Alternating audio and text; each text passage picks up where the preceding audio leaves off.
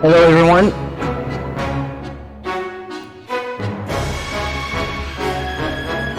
Okay, we're good to go. This is going to be part 3 of our blind playthrough of Professor Layton vs. Phoenix Wright Ace Attorney for the Nintendo 3DS. Just making sure I have everything I need close by, so I don't have to move to reach for anything.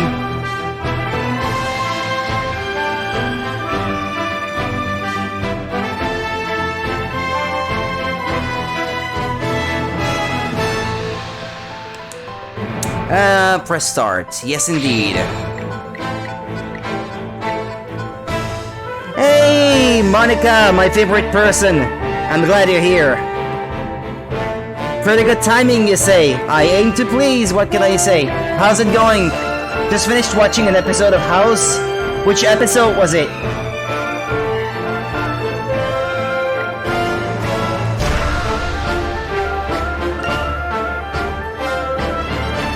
Load data. My day's been good for someone who just had an accident on his bike again on the way home.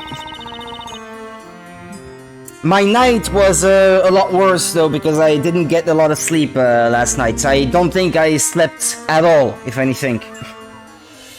Or maybe I slept a few minutes and then I stayed awake for 2 hours and then slept a few minutes and then stayed awake for several hours. I don't know exactly how it went, but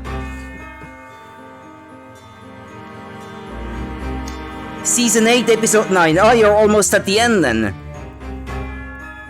Season 8, Episode 9. So yeah. So he's out of jail and he has his new team, I guess. With Dr. Park.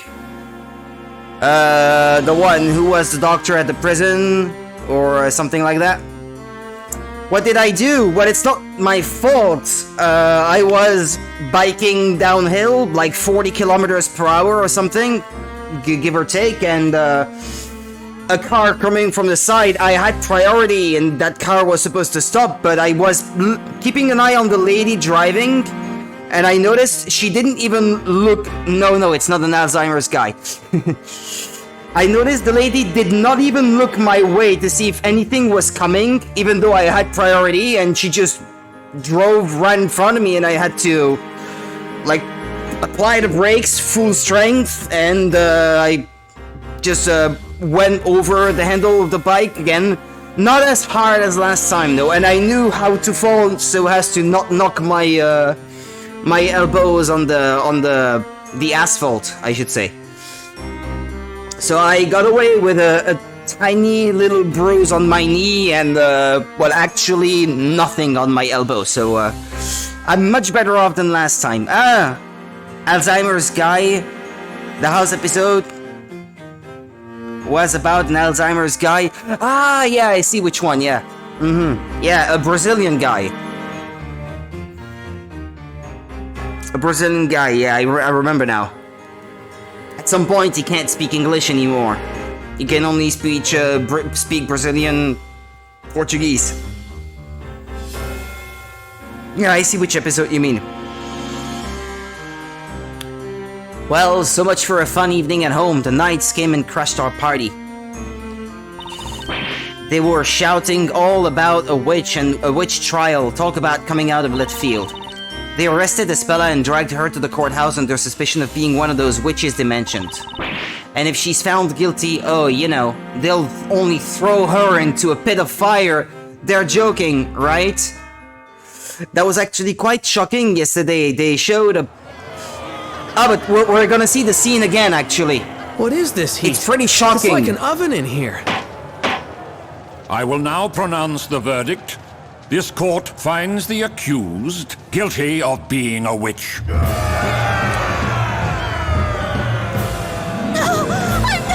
not a witch! I'm shocked that this isn't a Layton game or a Phoenix Wright game. I'm not! Witches are to be cast straight into the hellfire! What? No! So, this is the The witch's court. I don't think there's ever been anything so shocking in either the Phoenix Wright series or the Layton series. An execution.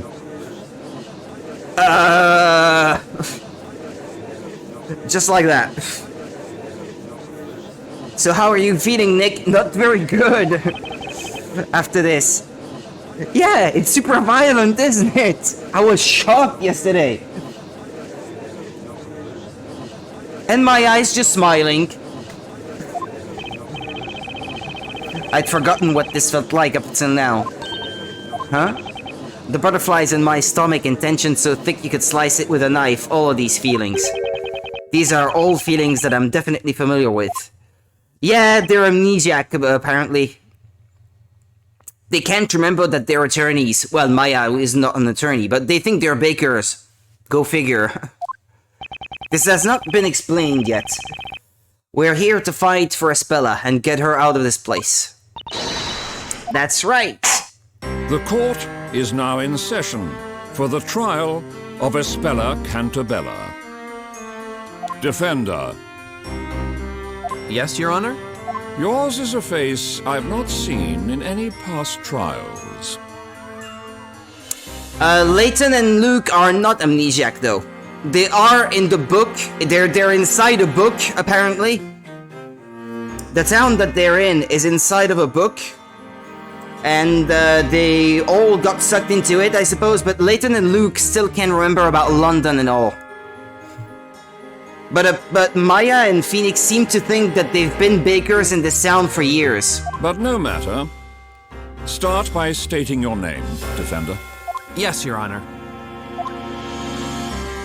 My name is Phoenix Wright, Ace Baker. Ace Baker. But the girl, though, Espella, she doesn't remember them being lawyers either. But she seems to recall that they defended her in one such occasion before. Like she has a flash of it happening at some point. Ace Baker, yeah.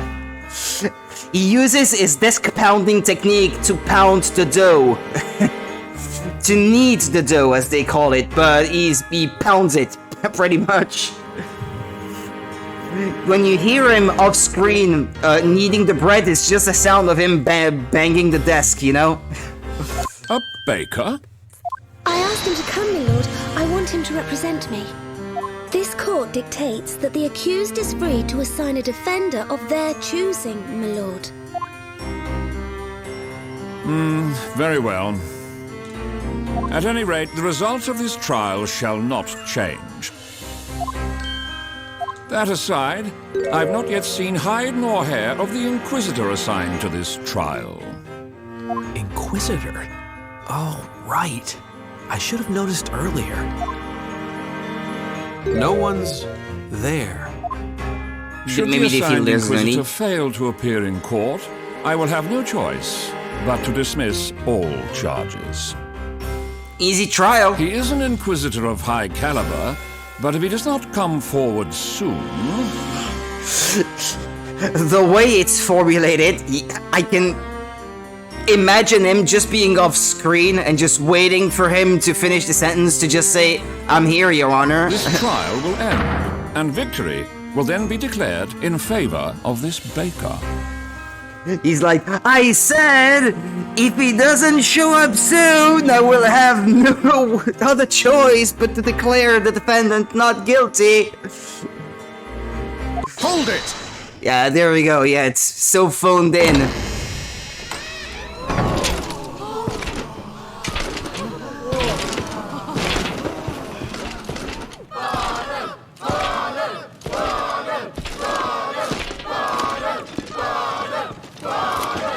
Who? Who?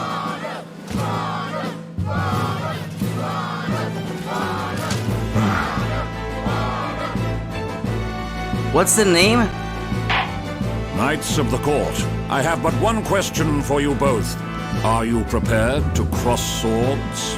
Are they actually gonna cross swords? I, Inquisitor Zacharias Barnum. am indeed prepared to do battle, my lord. Yeah, I did not understand the name when it was chanted by the audience, I guess I should say. Something amiss, Baker? Sorry, Your Honor, I just didn't realize we could have swords here in the courtroom. It is Something the way amiss, of the court Baker. knight. A knight must always ensure that he rides with a blade at his side. Now then, state your name, Sir Blue Knight. Blue Knight. Huh? My name's Phoenix Wright. I'm a baker. How many times will they make me say it? A baker? Nick, quit with the long face. You look miserable. No need to waste your breath. This trial will be over before you can utter a single objection. So I'm not the only one who heard it then. I swear I thought they were chanting bottom. It sounded kind of like that to me too, but I was like, no, that it can't be. I didn't want to say it. For fear that you may think, where does he have his mind or something? But anyway, yeah, okay, so I'm not the only one. I'm glad to know that. No need to waste your breath, the trial will be over before you can utter a single objection. For the security of all of Labyrinthia, my blade shall rend your defenses swiftly and without mercy. As someone who has read Yaoi, I can only think of one thing. Okay, sure. For the security of all of Labyrinthia, my blade shall rend your defenses swiftly and without mercy. Monica. You made my night already. Just keep going like that. Please don't stop. This trial is pointless. Hand down the verdict already. Put that doughy defender on the trial too, I say. Bottom! Oh boy, what's with all this excitement? You'd hardly think this was a courtroom. The crowd doesn't seem very interested in law, that's for sure. No, they're interested in bottom. It's like they're all just hoping for a guilty verdict. Inquisitor Bottom, or Bottom, I guess. You may begin your opening statement. I nearly choked on my tea. As you wish, my lord. First, let us begin by recounting... I won't be able to read. I'm gonna choke too. First, let us begin by recounting the events leading up to the murder. Is that acceptable, Sir Apprentice Baker? As you wish. The murder occurred this very evening. Yesterday there was heavy rainfall in the area. Eventually it gave way to sunshine, which came just in time for today's parade. Although a few hours after the parade ended, the rain set in once more. That must have been when Espella and the others were at the Great Archive. It continued to rain until just before the incident, which took place on a small path leading to the market. As you wish, my lord.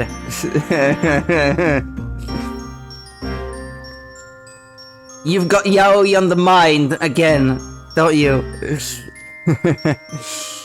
It continued to rain until just before the incident, which took place on a small path leading to the market. The accused had been out doing some shopping at the market. She returned home on that very same path. And on that first path, two rogues named Robs and Mugs. Robs and Mugs, okay. Thieves, in other words, are said to have accosted the accused. One could assume the accused simply acted in self-defense. I see, Robs and Mugs, those two have appeared in court a number of times in the past. Why were they free to go then? Two rogues, huh? So far, it may appear that the accused was more the victim, however, the situation soon changed. That's right, the accused, Espella Cantabella, knowingly and mercilessly murdered her two assailants. Cantabella? That girl, isn't she? I always knew she looked suspicious. It was inevitable with that chanting. Shh, not so loud. Yikes, there's that weird excitement again. Bottom! Bottom! I believe we now fully grasp what happened. It is getting late already. Let us begin the trial. Inquisitor Barnum, you may now begin. As you wish, my lord. The Inquisition will now hear eyewitness testimony regarding the night of the murder. Eyewitness testimony, huh? Looks like this trial is finally getting underway. I can't back down now. I have to fight. But I'm just a simple bread-making baker, living a simple bread-making life. The situation is more twisted than a pretzel, and I'm smack in the middle of it. But I have to do this to save Espella. Okay, let's see if I can untwist this testimony and put this thing to bed.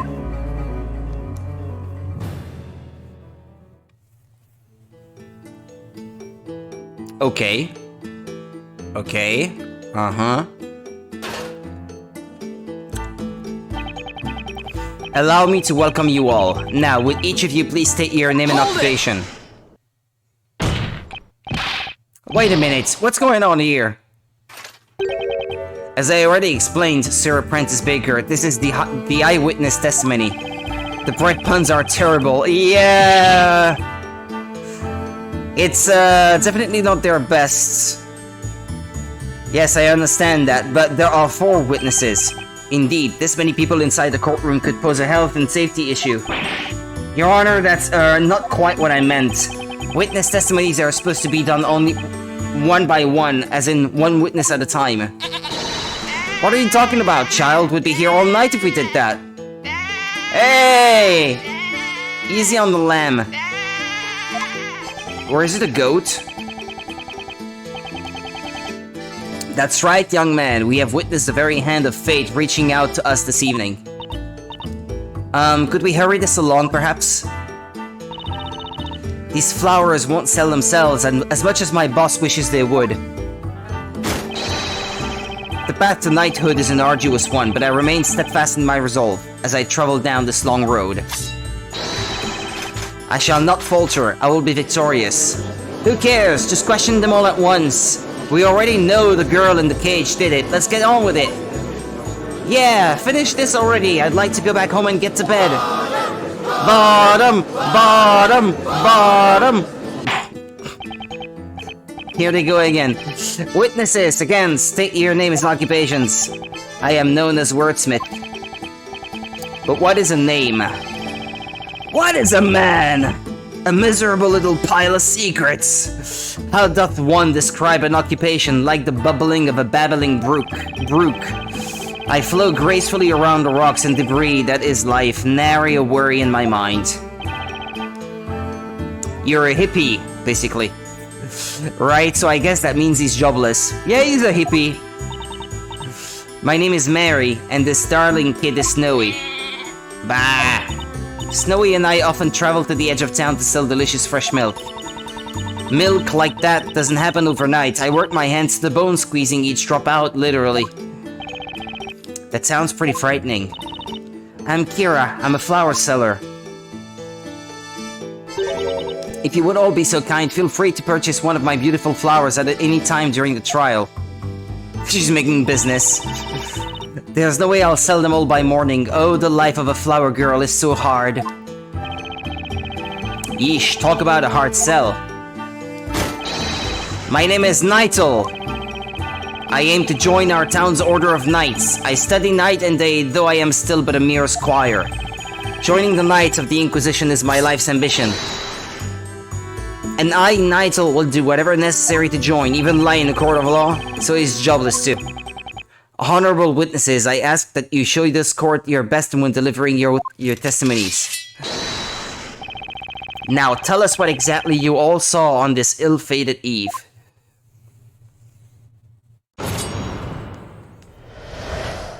What we saw tonight.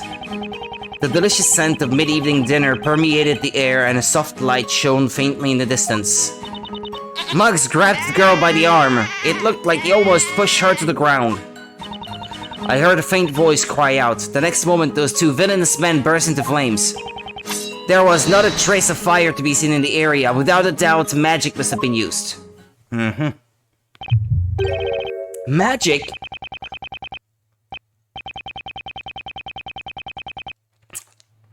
Sir Apprentice Baker, you may now begin your interrogation.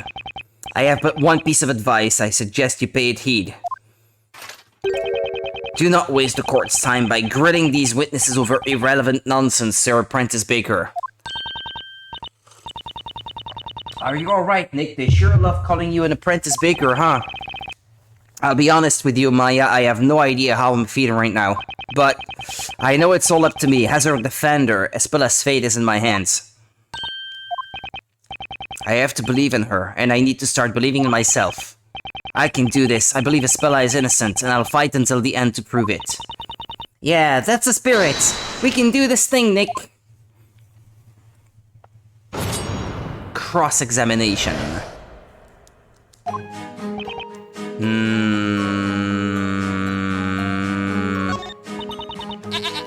He grabbed the girl by the arm. What do we have as evidence so far, by the way? The charges the use of witchcraft to burn 2 male victims alive.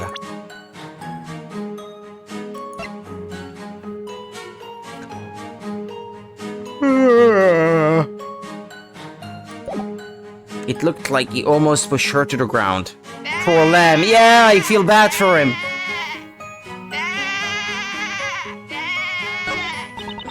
I heard a faint voice cry out. The next moment, those 2 villainous men burst into flames. There was not a trace of fire to be seen in the area. Without a doubt, magic must have been used.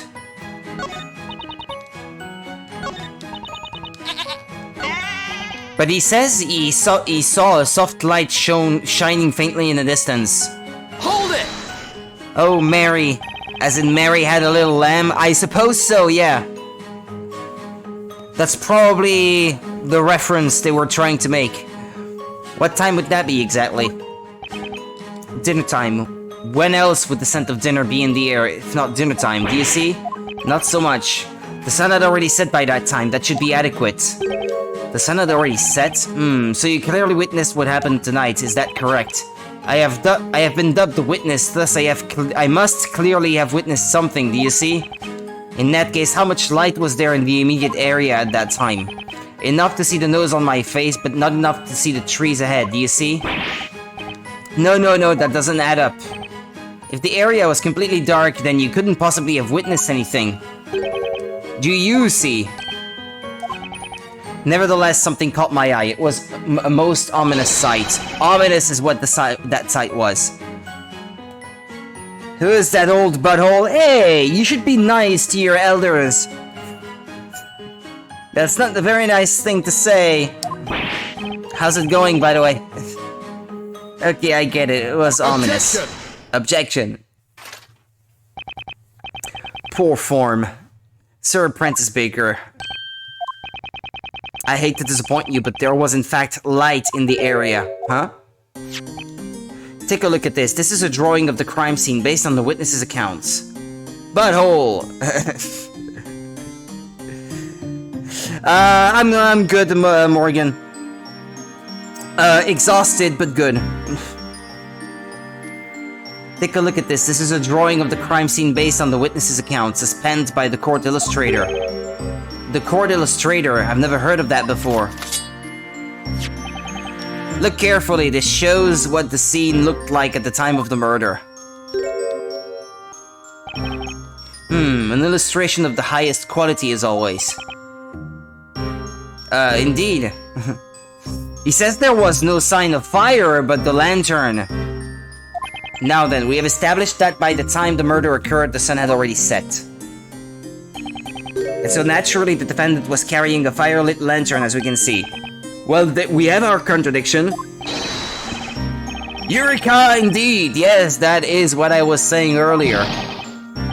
There was a lantern! Lantern, I say! Oh, please, you totally forgot. To be honest, I did not imagine it would be necessary to present this, but... My lord, here is the lantern in question. This is what was responsible for the light illuminating the area. Very well, the court accepts this into evidence. Excuse me.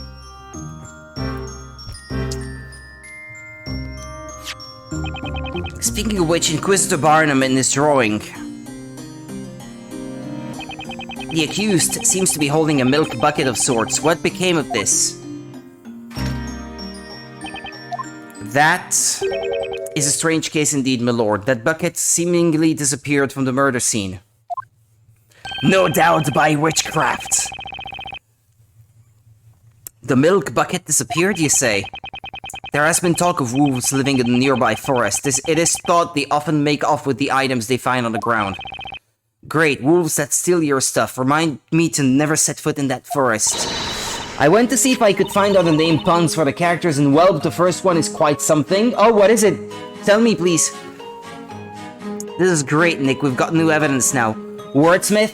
He's apparently meant to be a stereotypical representation of Jewish people. Oh no, they did not go there! As he bears the features of a stereotypical Jewish person, a beard, a long nose, a robe, and a kippah. His Japanese name is even derived from kike, a racial slur for a Jewish person. Ouch! Yeah, not cool. Not cool. This is great, Nick! We've got new evidence now! Ah, yeah, I guess you're right. His English name comes from the term for someone who applies almost craftsman-like skills to word use. Okay. I'd say you're more like a somewhat articulate run-of-the-mill baker. I think you might even have a knack for being a defender. There's a clear contradiction somewhere in that testimony, and I'm going to find it. It's what the guy says at the end. Objection! There we go. There was fire at the scene. What is the matter, defender? Not the best start. What is this feeling? I just felt the urge to shout out. Right from the bottom of my lungs, while pointing my finger. Objection! I can't help but feel that's a word I've used quite a bit in the past. That's it, I remember now. I remember everything. I'm not a baker.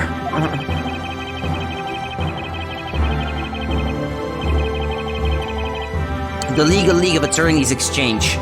Spella's trial, and then that strange book. Burn! This feeling, I feel like I can take on the world. Witness! What's with the sudden pointing? I am a soon-to-be member of the Honorable Knights of the Inquisition. I accept your challenge. Have at you! You say that no fire was present at the scene of the crime, meaning the defendant must have used magic. Unfortunately for you, that is not the case. What do you mean, Sir Apprentice Baker? What I mean is that the defendant was in fact carrying a lantern containing fire. Those two rogues were actually burned by the flame that was inside that lantern. That is the only logical explanation. Gotta hang up some clothes, then I'll come back with more name pun meanings. Thank you so much, Monica. Mwah. See you in a bit. What a startling conclusion you've come to, Sir Apprentice Baker. What do you mean? The only logical explanation. Do you agree with this statement, honorable witnesses? It is presumptuous for a man that knows nothing to claim that he knows something about which he really knows nothing. Huh? Besides, how could one teeny tiny flame be strong enough to set them both ablaze like that? Huh? There were two of them. How could that flame engulf them so fast? Maybe, furthermore, if they did burn as you claim they did, do you mean to suggest that they were soaked in oil or something? Oh.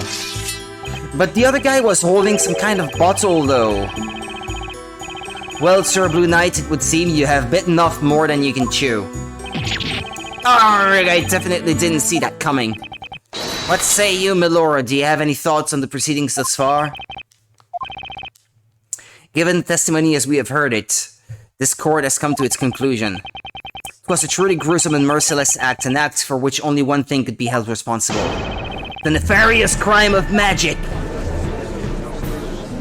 Hold it! Hold it! Wait just a second. Is there something you have forgotten to mention, Defender? Not exactly, Your Honor. It's just that, I mean, you just said magic. That can't be right, can it? What are you suggesting, Sir Apprentice Baker? Witches use magic, which in turn brings about disaster, such as the way of this world, is it not? Well, yeah, that may seem to be the case. In your world, I suppose. But no way is that actually possible. This court finds Espella Cantabella the accused, charged with being a witch. Espella, a witch? A witch's existence in this world is a crime in itself. The ability to use and control magic is a criminal offense indeed. As such, any witch found practicing magic will be sentenced to death by fire. No, you're wrong, I'm not a witch! Sir Apprentice Baker, I do not envy your current predicament. Milord, hand down your guilty verdict against this witch immediately. Objection! Hey, wait! But there's no evidence to prove that any magic was really used. Put a sock in it, bread boy. We all heard her cast a spell. Huh? Stop torturing that poor animal! That's right, Snowy and I heard it. Isn't that right, Precious? Isn't that right, Precious? We heard that incantation quite clearly. Huh? That frightening voice, there's no mistaking it. It was Espella's voice. Ah. His ears do not lie. I clearly heard an incantation most sinister. Ignaze it went. Incantation? Ignaze? It's no good, I just can't wrap my head around this topsy-turvy, otherworldly court. Well, then it would seem the defense has no further objections. It appears so. The court finds the use of magic at the time of the murder to be an undeniable fact. Furthermore, the honorable witnesses have stated that they each heard an incantation being recited. The court finds no reason to delay its verdict any longer. Nick, we have to do something! I know, but what exactly can we say? Objection! Here in this world, our sense of logic is completely useless. No! This court is ready to hand down its verdict for the case of Espella Cantabella. Objection! Hold it. Layton! That was his voice. Aha! Your Honor, I request that the court hold its verdict a moment longer. What is the meaning of this intrusion? Okay, give me a few seconds. I'll leave you with that piece of music. I really want to get out of these clothes because I don't feel comfortable enough playing in them.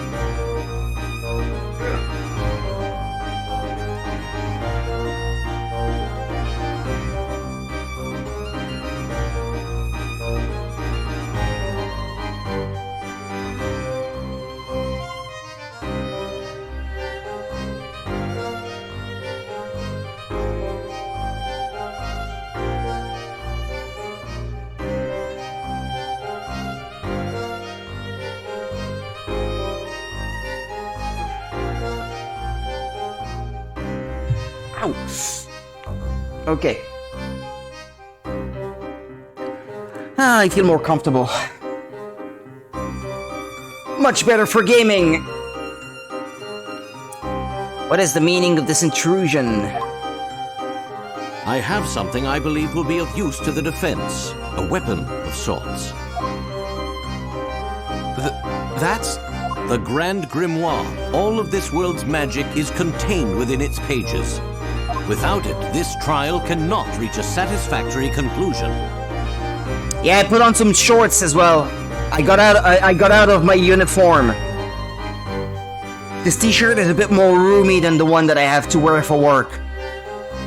Without it, this trial cannot reach a satisfactory conclusion. The Grand Grimoire.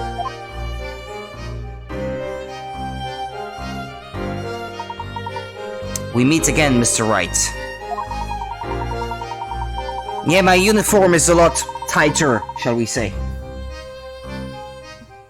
Now it seems things are already afoot here, although the real context begins now. Are you fully prepared? So, are you here to help us? Of course, the professor always helps people in trouble. It is the duty of every gentleman, right, Professor? Professor? I hated the word clothes I had for the supermarket. It's not that I hate them in this case, but sitting down in a couch like this, I can't really get comfortable wearing these. There is a saying that I find quite useful in situations such as this. There is a time for words and a time for action. Right. You have been working as a baker in this town up until now, have you not? I must say, I am a little mystified. I'd have expected you to be more familiar with this world and its system of magic. Yeah, how can I put this? I guess that's not quite the full story. Is that so? I kind of had an epiphany just now. I remembered all sorts of things, like how I'm not actually a baker. And, well, how magic can't really exist.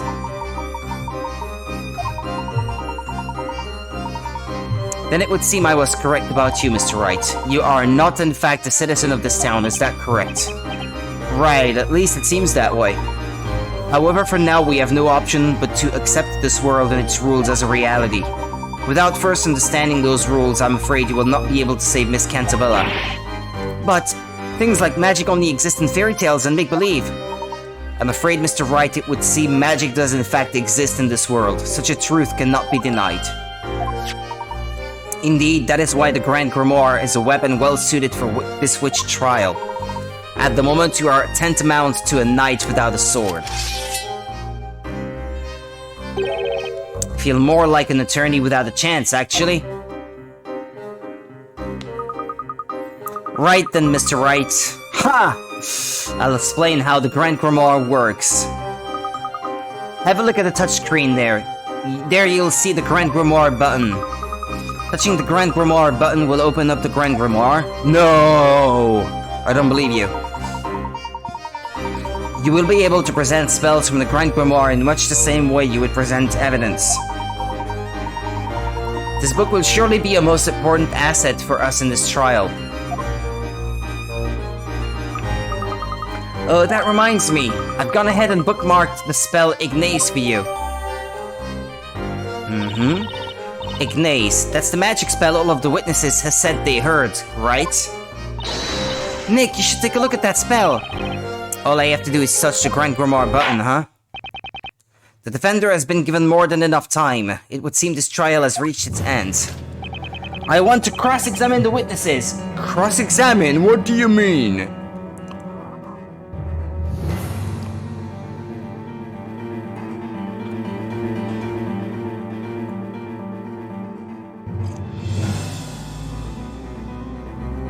Excuse me, there's something I want to check real quick.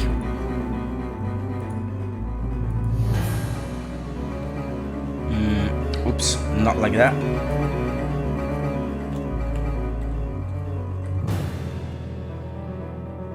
Ah, yeah, that's what I thought. Excuse me.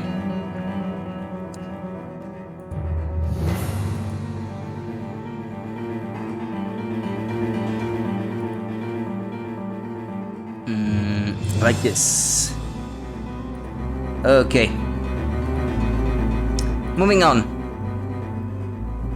Is that understood, Sir Apprentice Baker? Whoops. This case is quite straightforward, with very little room for doubt. The witness's testimony, coupled with the illustration of the time of the murder, makes it quite clear what must have occurred. This murder was the result of magic, and furthermore, the caster of said magic was none other than the accused. That, Sir Apprentice Baker, is the truth. Best you go back to baking, for I believe your days in the courtroom have crumbled. Ah! Is everything okay, Mr. Wright? Yes! It would seem that photographs do not exist in this world.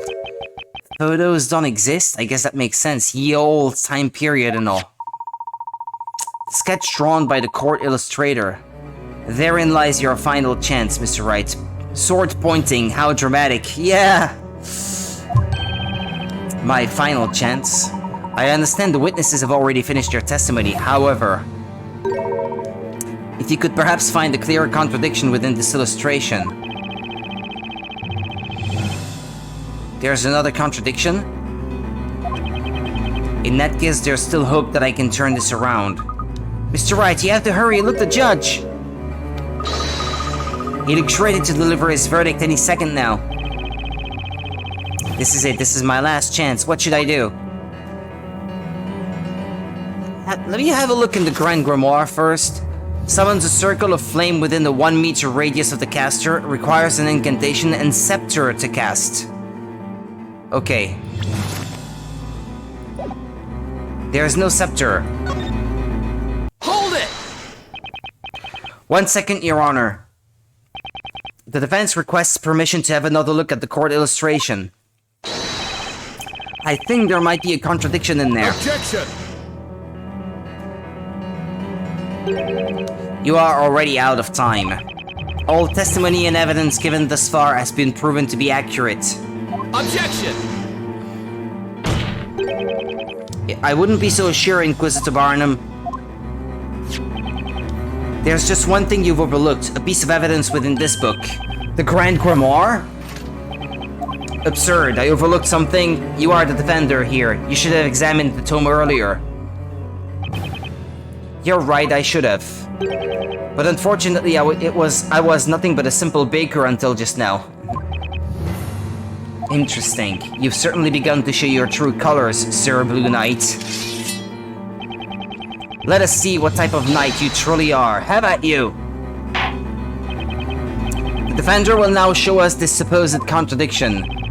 The court illustration and the Grand Grimoire. Somewhere there's a contradiction between those two and I've got to find it. This is my last chance. It's more what is not there that I thought was a contradiction. The scepter. What's this bottle, though?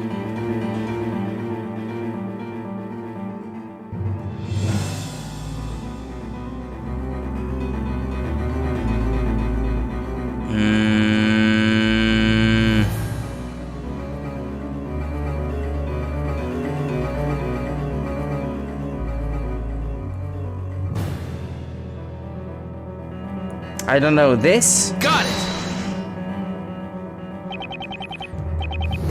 The contradiction is right here. Is this correct? Inquisitor Barnum, your thoughts? No? There's nothing to say, my lord. I believe I may have greatly overestimated you, Sir Blue Knight. You clearly are more baker than defender. It is best you head back to the bakery.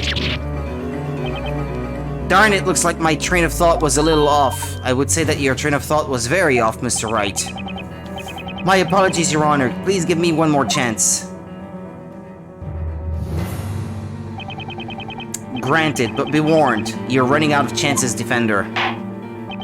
The Defender will now show us the supposed contradiction. Can I save? I can't even do that. Okay, save state. Somewhere there's a contradiction between those two. And I've got to find it. This is my last chance.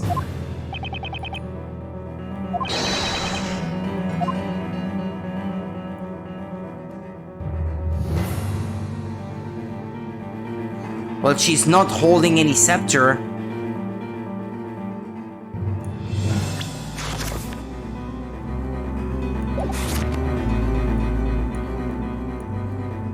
Yeah, to me it's more what's not there. The empty hand. Got it! The contradiction is right here. The hand of the accused, she seems to be holding a lantern. What is your point? According to this tome, using the spell Ignaze requires the use of the witch's scepter as well as incantation. Isn't that right? But she's not holding any scepter, is she? Correct. For witches to use magic, they must be in possession of a witch's scepter, also known as a Talia Magica.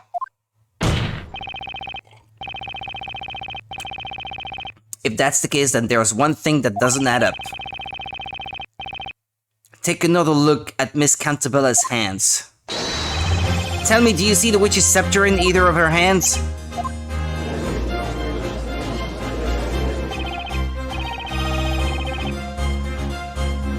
There we go, let's see you point that sword at me now. You did it, Mr. Wright! But wasn't that contradiction just a little too obvious?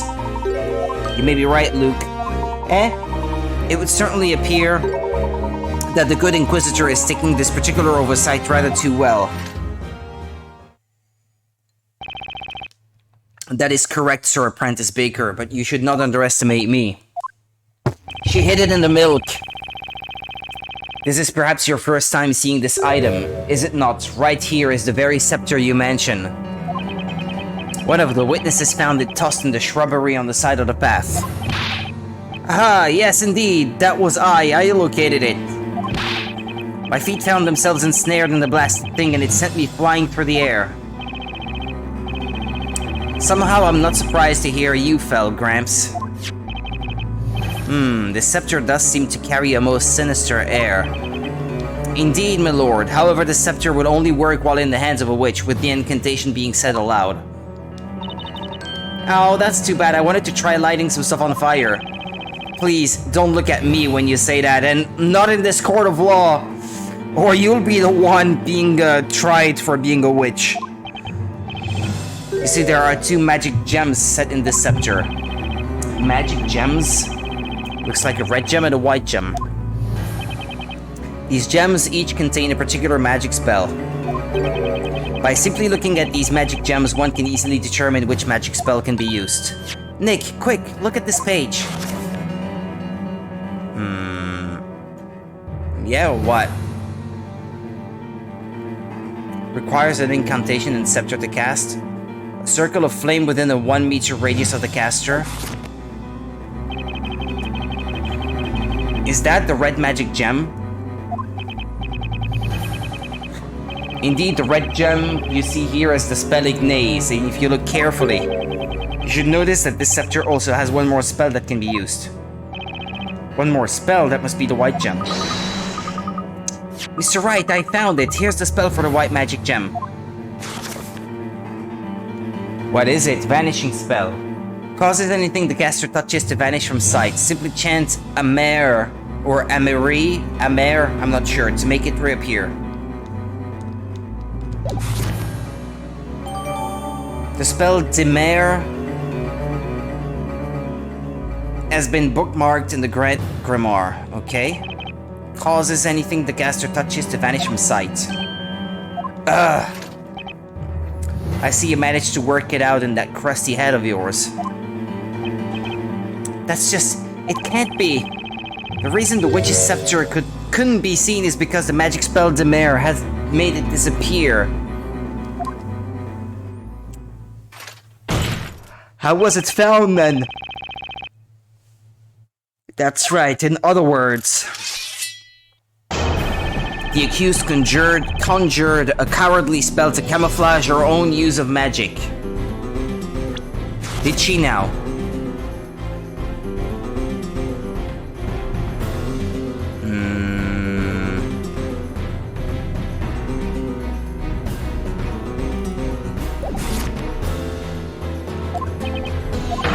No, no way!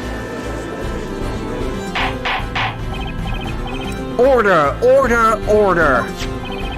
Inquisitor Barnum, please submit the scepter into evidence. Hold on, please. Is there a problem, Sir Baker? Okay, I understand this is a witch's scepter. However, whether or not the scepter was in Miss Cantabella's possession has not yet been proven. What are you talking about, Sir Apprentice Baker? Isn't it obvious? I'm talking about fingerprints. Supposing Miss Cantabella did in fact handle the witch's scepter, then her fingerprints should still be on it. They don't know what that is.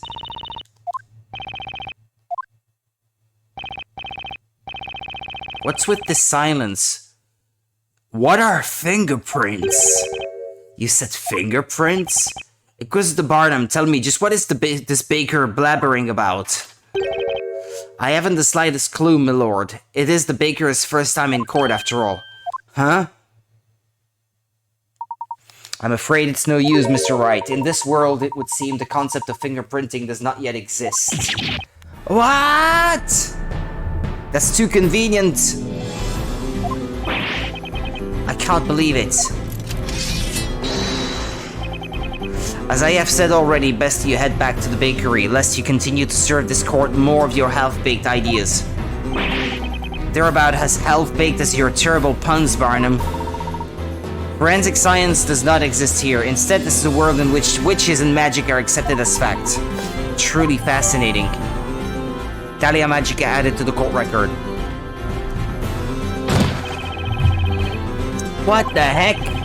There are just way too many things I don't know about this world. Mr. Wright, I believe you may be able to take these things you don't know and use them to your advantage. Huh?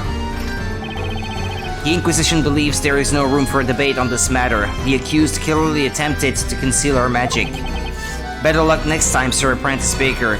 Mayhap your next loaf will not leave such a bitter taste in our mouth. Now then, my lord, I believe it is time I ask that you render your unwavering verdict. Objection!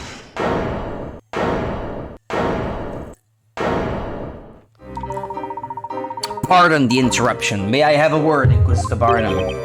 What's that? Who might you be? My name is Herschel Layton. I am a friend of the accused. Inquisitor Barnum, please allow me to confirm what you believe happened on the night of the crime. You claim the witch's scepter was made to disappear through the use of magic, is that correct? Indeed, through the magic spell Demare. If possible, would you mind providing proof of this particular claim? What? You claim the scepter was not seen. Indeed, that is one possibility. However, a wise man must always consider every possibility.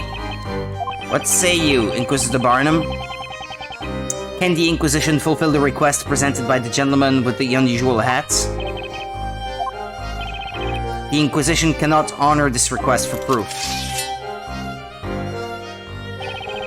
If you are asserting that the accused is not a witch, then the burden of proof lies at the feet of the defender. Come on, it's the Inquisition's job to prove that a crime was committed. As I thought, indeed it would appear the accepted method of thinking in this world differs greatly from our own. How regrettable, Sir Apprentice Baker, and you, Sir Dark Hat.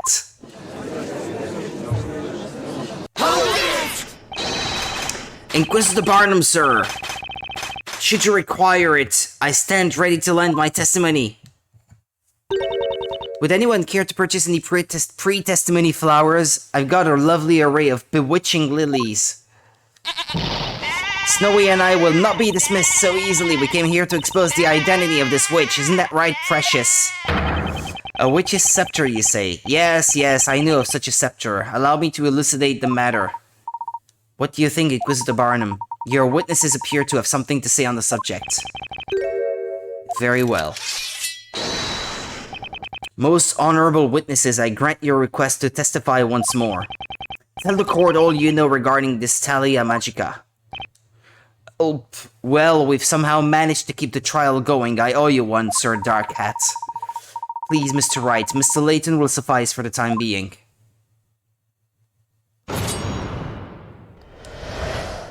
About the Talia Magica. When I saw her, the witch was carrying a large milk bucket in one hand and a lantern in the other.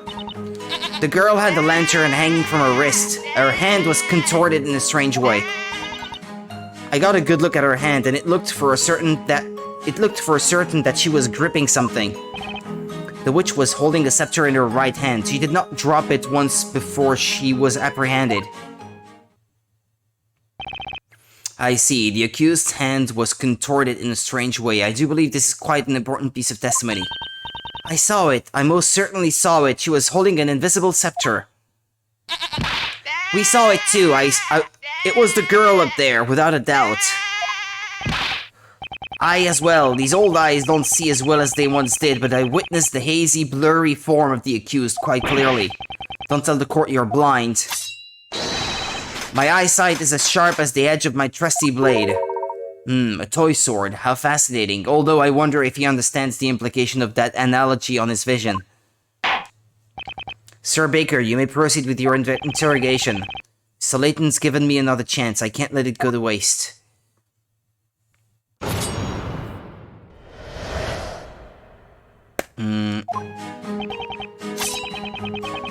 When I saw her, the witch was carrying a large milk bucket in one hand and a lantern in the other. So she was not carrying a scepter then. Okay, excuse me.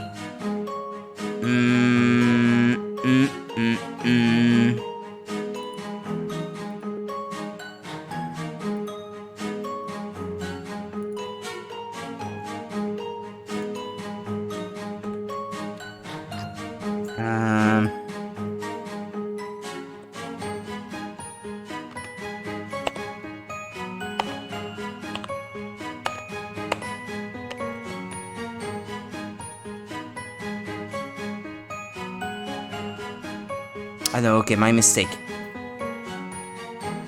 Okay, the girl had the lantern hanging from her wrist.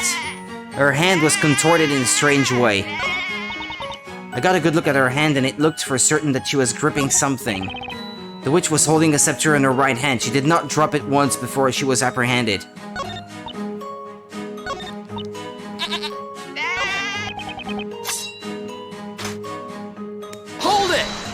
Where did the milk bucket go?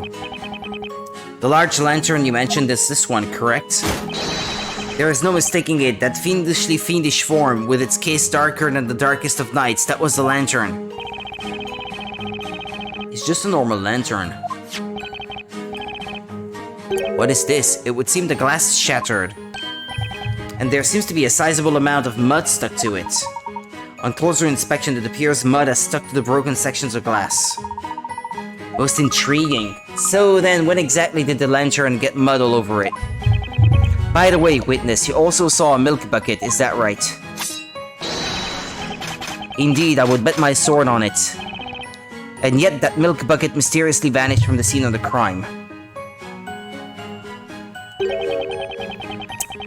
Yay! Welcome back, Monica! How many times must I say it, Sir Apprentice Baker? The problem is the black lantern. The girl had the lantern hanging from her wrist. Her hand was contorted in a strange way. Hold it! She had the lantern hanging from her wrist? Are you sure? Of course we're sure. If that wasn't it, then how else would the girl manage to hold her invincible scepter? Ma'am, please, just testify about what you actually saw. We just said that's what we saw, isn't that right, Snowy? Indeed, a handle as wide as this could be easily hung from the accused's small wrist. Stop torturing the poor animal, you! That's what we were telling you, isn't that right, Mummy's little snowball? It's no good, they're all bent on assuming Espella was holding that scepter. It seems it may be best not to pursue this particular line of questioning any further. Mary is indeed a play on Mary had a little lamb. Ah yeah, you checked it? You looked it up? But Snowy is apparently now a lamb. Okay.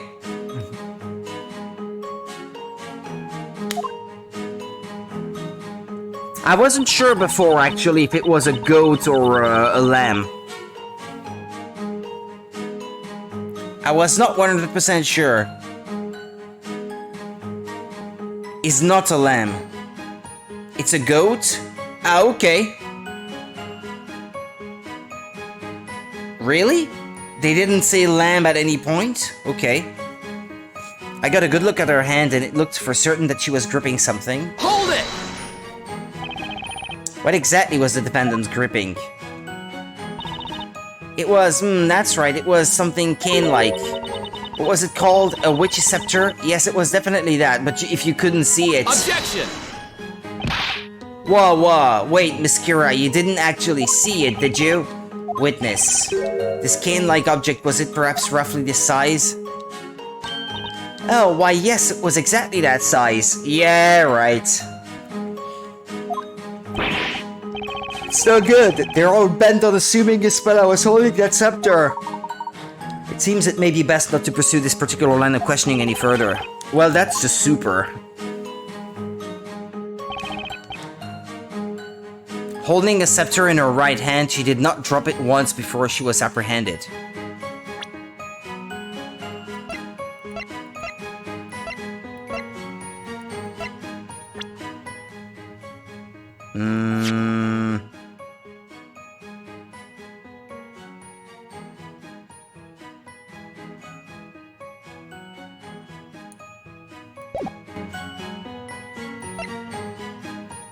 I can't tell you about the other girl.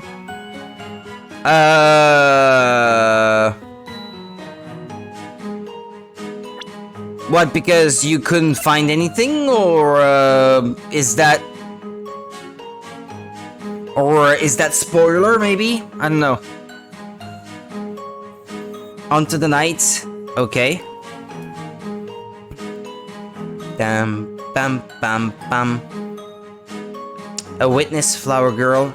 It'd be spoiler. Thank you, Monica, for considering this then. You're the best.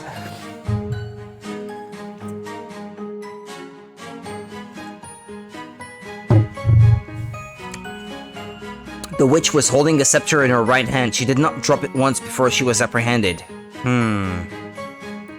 What does the evidence say?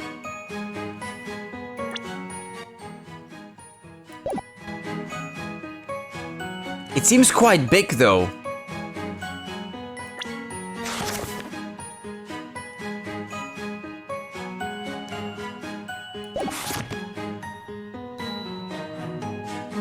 Hold it! Let me get this straight. There was no way for you to see this invisible scepter, was there? Well, now, that's common sense, boy. One cannot see what is not there to be seen. It's just a play on Knight. It's apparently not his real name as he changes it later. Ah, okay. Well, thank you for not revealing his other name as well. In that case, there was also no way you could tell whether or not she might have dropped the scepter. Well, these old eyes of mine honed in on her hands like a hawk until they couldn't see straight. The young lady was most certainly holding an invisible scepter in her right hand, while at the same time also carrying the lantern. Twice he changes it, actually? Ah, okay. Or do you perhaps possess some piece of evidence to suggest that she dropped the scepter? There hasn't been any evidence so far to suggest Espella was holding the scepter. Evidence suggesting the scepter was dropped? Now that is an interesting idea. Huh? If Espella did not have the scepter in her hand, it would have been impossible for her to have used any magic. Well, yeah, that's true. I don't suppose, might there be a piece of evidence that could prove this? Something to prove that Espella was not holding the scepter at the time of the murder? In other words, evidence to show that even if Espella had been holding the scepter, she would have dropped it?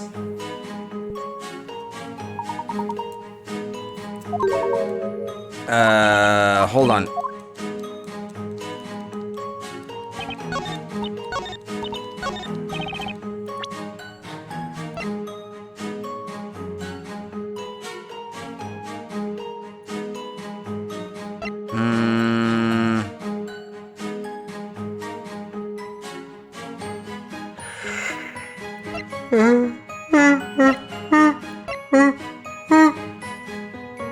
What, this?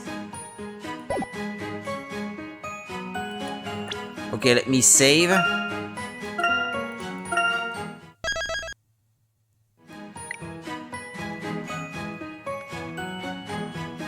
So Barnum? His name sounds similar to the sentence Burnham. When the people in the courtroom shout his name, they are also trying to tell the judge to burn the witch. Ah, yeah, okay. You know, well, actually, this is something I did not even consider. But it makes sense now that you say it. We all know that's not actually the pun of his name. Yeah, we know. Of course it isn't. We have another theory. The witch was holding the scepter in her right hand. She did not drop it once before she was apprehended. Objection! Objection! There is a high probability that Miss Cantabella was not holding the scepter. But if for the sake of argument she had been holding it, she would undoubtedly have dropped it at the time of the incident. What do you mean? What I mean, Inquisitor Barnum, is that this lantern proves the defendant was not holding the scepter. Sorry. Because it would have been caught on the scepter in her hand if that was the case. It could not have slid off. If she did not let go of the scepter, she could not have lost the lantern. What foolishness are you spouting, Sir Apprentice Baker? The lantern's handle was around the accused's wrist. Meaning she could have held the scepter? I'm afraid that's not the problem here, Inquisitor Barnum. The problem is with the broken glass and the mud plastered all over it. What? The rain had ended just as the murder was taking place. That would make the path fairly muddy, don't you agree? Have you met a dog yet? I don't think so. I'm trying to think. I don't think so, Monica. When the thieves grabbed Miss Cantabella by the arm, the lantern must have fallen into the mud. The lantern fell into the mud. Why, of course, that makes sense, doesn't it, my little snowy wowie? Well, what do you say, Inquisitor Barnum? If she was holding the scepter at the time, that would mean that when she dropped the lantern, the scepter would have fallen too, yeah, or something. What's going on? Inquisitor Barnum seems speechless. That defender has managed to turn the thing around, even though he's just some baker. No way, pay the witch's accomplice no heed. They're just trying to trick you. Bottom, bottom, bottom. Just what is this? One moment, please. Kira. Everyone, please listen. Is she the witch? Didn't we all just stand here and explain to the court what we clearly saw?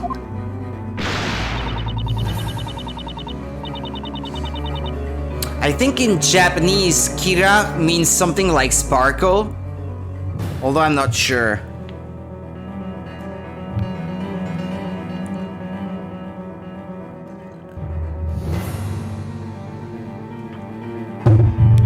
It's a lantern. So what? What's so special about it? Explain it to me so I can understand. Don't look it up? Yeah, I won't. Not the meaning of her game anyway. It's just what I know of Japanese. Assuming this is a reference about her name. But I won't be spoiling myself. So that you can understand what I mean, it's pretty obvious just by looking at it, Mr. Wright. What is it, Mr. Layton? There is something about this witness. Miss Kira, was it? Tell me, Miss Kira. How good is your eyesight, exactly? Huh? As you just heard Mr. Wright explain, the answer to your query is quite obvious at a glance. Tell me, are you able to see the mud present on this lantern? Mud? What mud? What are you talking about? Your Honor, did you hear that just now? Yes indeed, what does it mean exactly? It means that Miss Kira's poor eyesight is the reason she cannot see the mud present on this lantern. The dog shows up at the 3rd chapter? Yeah, we're not there yet.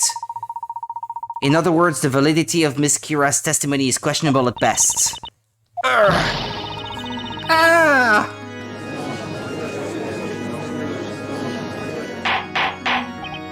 Order! Order in the court! What is the meaning of this? What say you in your defense, witness? I highly recommend you give us nothing but the truth. I'm sorry, Inquisitor Barnum. It's true. I need to wear glasses all the time, in fact. Kira? If there's anything like, wait a minute. Is she... No, it can't be. I was wondering if maybe she is the librarian. No, I won't be looking it up. I'm just wondering if she could be the librarian that we met before who couldn't see anything without wearing any glasses. Now that you mention it, I did notice something odd about you today. Oh, I thought you looked familiar. Gone is the mist that clouded my mind, in its place clarity. Fair maiden, a pair of spectacles are as valuable as a shield to a knight. Make haste and procure another pair. Now then, Miss Kira, tell me, at the time of the incident, were you wearing your glasses? Well, no, she doesn't look any... I don't think she looks anything like the librarian, though. She had purple hair. And she's not even in there, actually.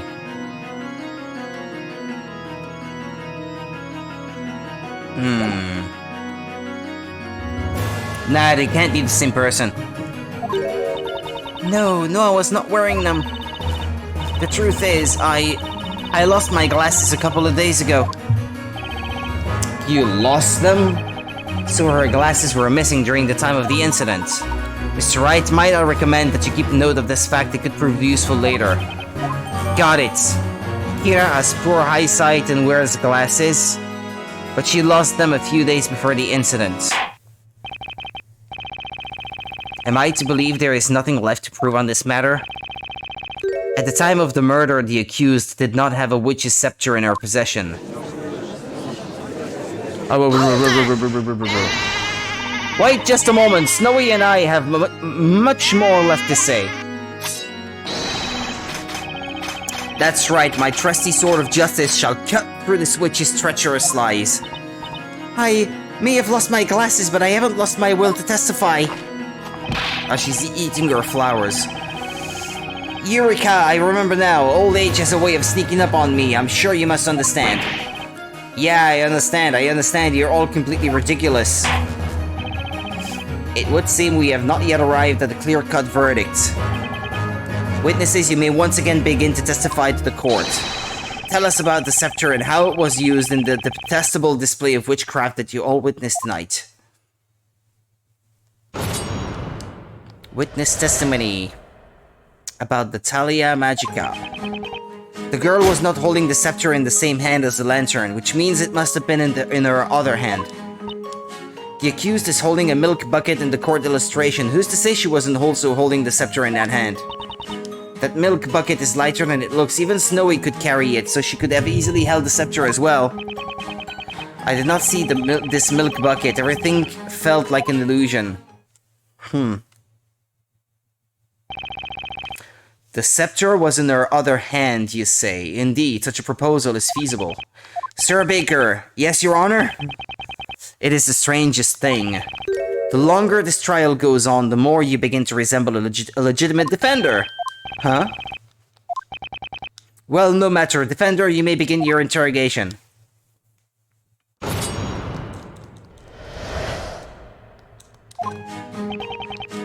Okay, I'll save.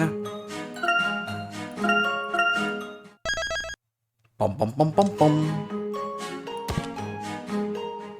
The girl was not holding the scepter in the same hand as the lantern, which means it must have been in her other hand.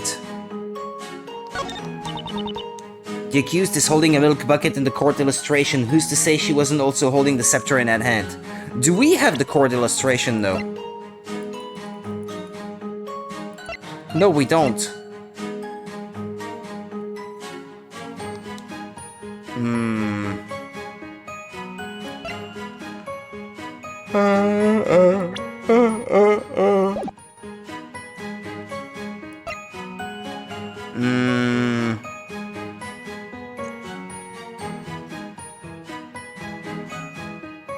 Excuse me. Espela Cantabella, her name in Japanese is a pun on Mahomu, meaning without magic. This is an early indication that she is not actually a witch. Okay, she's without magic. Espela, I guess, well, there's a spell in her name. Cantabella. Maybe something like an incantation.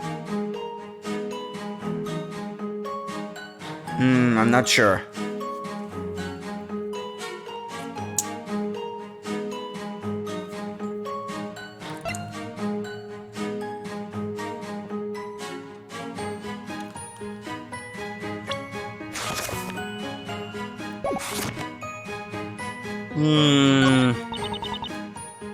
Milk bucket is lighter than it looks. Even Snowy could carry it, so she could have easily held the scepter as well. Hold it! 1 second, Miss Mary. What is it now? Snowy and I don't have all night, you know. Come on then, out with it. I just have one question regarding your testimony. Her name in English was derived from 3 separate Italian words. Espella is derived from the word esperere, meaning to expel. It could also be a pun on the word spell, which from magic spells. Actually, I was wondering if it was just the verb to spell. Espella.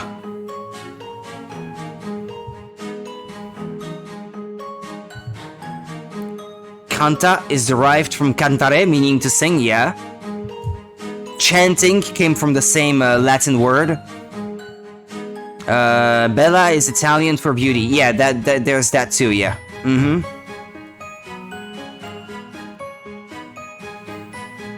I just have one question regarding your testimony. How exactly did you know that the bucket Miss Cantabella was carrying was light enough for Snowy to carry? Well, she sold her the milk. See, the girl always uses the same bucket whenever she comes to buy milk from us. Naturally, I would have been seeing that bucket countless times before. You've seen it countless times before. That doesn't answer my question. You specifically said that bucket is lighter than it looks. Miss Mary, at some point tonight, you must have held that bucket yourself. Oh.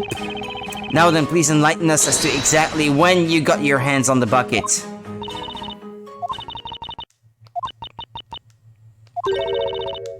It's true, by that time rubs and mugs had already been burned to ash. And then... there is also another one, but I can't say since it's likely a spoiler. Okay, if you think it's best, I trust your judgment. I noticed the milk in that bucket that the girl had been holding in her hand. The milk? Then when those two went up in a blaze, Snowy and I made a dash for the bucket. As the girl stood there looking confused, we took the milk from her to make sure it was okay. Huh? Unbelievable. Witness, you. Tempered with evidence. But it was just so wasteful, the thought of all that disgusting ash falling into such precious milk. I felt I just had to protect the milk, so I took the bucket back to the farm with me.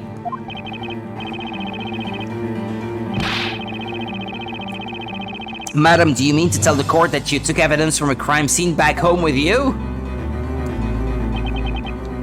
That explains why we were unable to locate the milk bucket at the scene. Actually, I want to see how you say in Italian the verb to spell.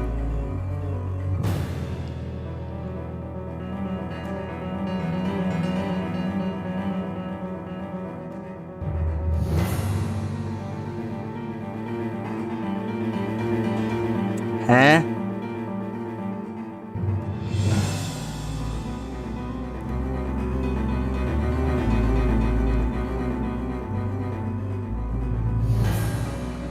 Compitare. Okay. Compitare. Okay, so it's not at all the word I thought it was. Okay, fair enough. That explains why we were unable to locate the milk bucket at the scene. Oh my, you're scaring poor Snowy. Here, I brought the bucket with me anyway. See, I didn't even tamper with the milk. I'm sure you didn't. The court shall accept this milk bucket as evidence. The milk bucket Isabella was carrying at the time of the crime. Mary brought it back to her farm. There's no way she could have been holding the scepter and that bucket at the same time with the way that the handle is made. Looks like that's one more piece of evidence for us. Now will the gentleman with the impressive beard proceed with his testimony?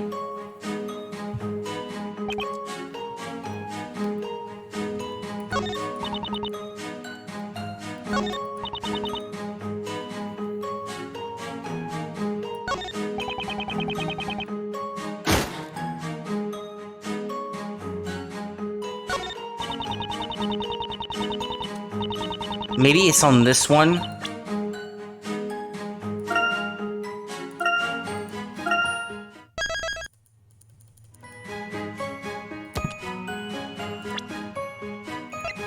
Objection! Okay, it works. All of your testimonies have come to the same conclusion.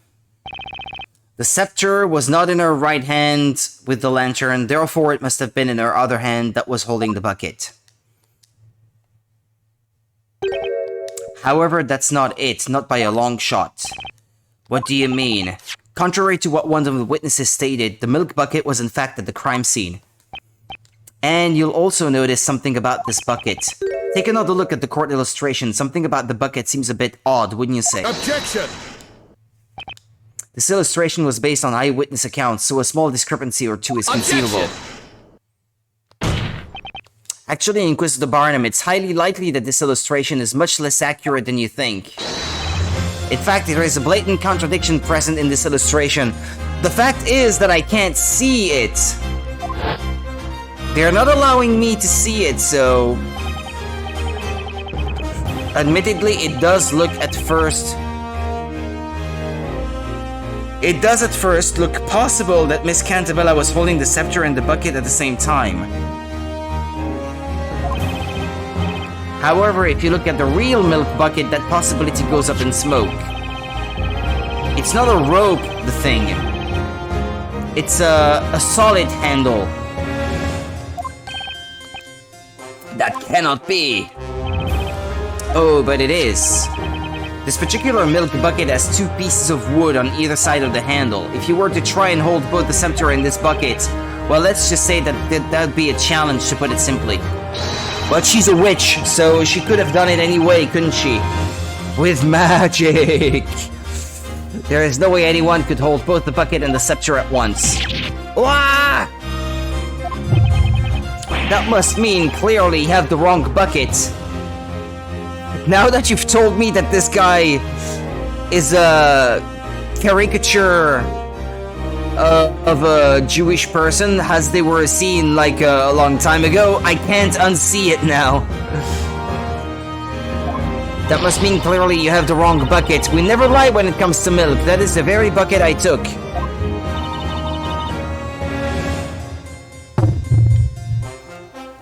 Okay. It looks like the witnesses are as surprised about this as Barnum. Bottom! The defendant couldn't have been able to hold the bucket and the scepter at once. Also, we have already established that she was not holding a scepter in her right hand. Therefore, the defendant, Mrs. Bella Cantabella, was not holding a witch's scepter at any point during the incident. Order! Order! I said order! Just what is the meaning of this? In all my days as judge of this court, I have never heard such an argument. These are but a paltry set of words, and yet they ring with such remarkable strength. So you're basically saying that there was never actually any true justice held in your court? They did not have filthy flowers, so how could they have justice?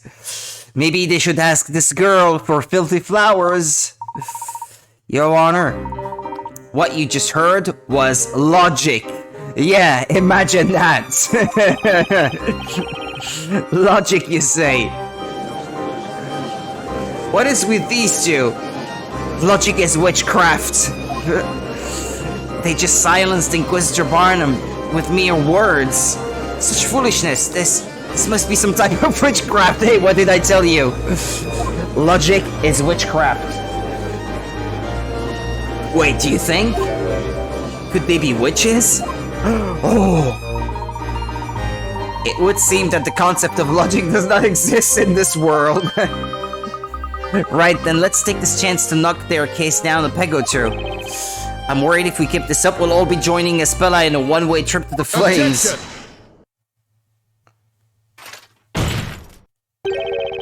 Most intriguing. A knight allows a sword to speak for him during battle. You have spoken with a sword of words.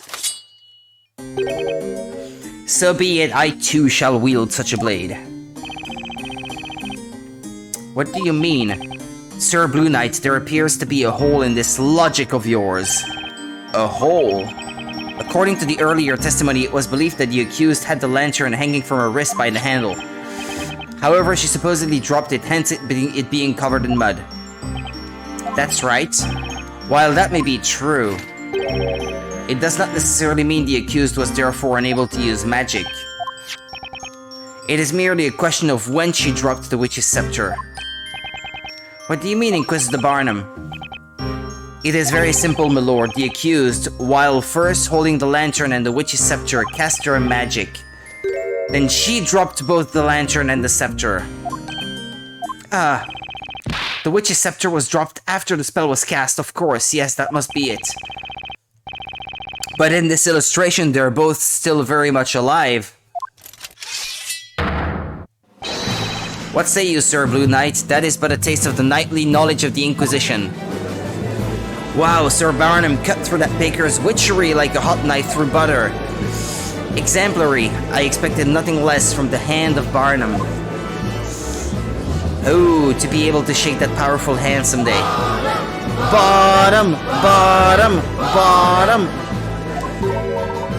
That Inquisitor isn't quite what he first appeared. Yeah, sure seems that way.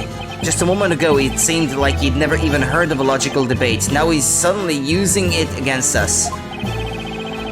This guy is no joke, that's for sure. Now then, most honorable witnesses, I ask that you lend us your aid once more. I request that you all testify to the court once more. Tell us which occurred first, the dropping of the lantern or the casting of the spell. Witnesses, you may begin your testimonies. Are they gonna agree on how it happened? I wonder.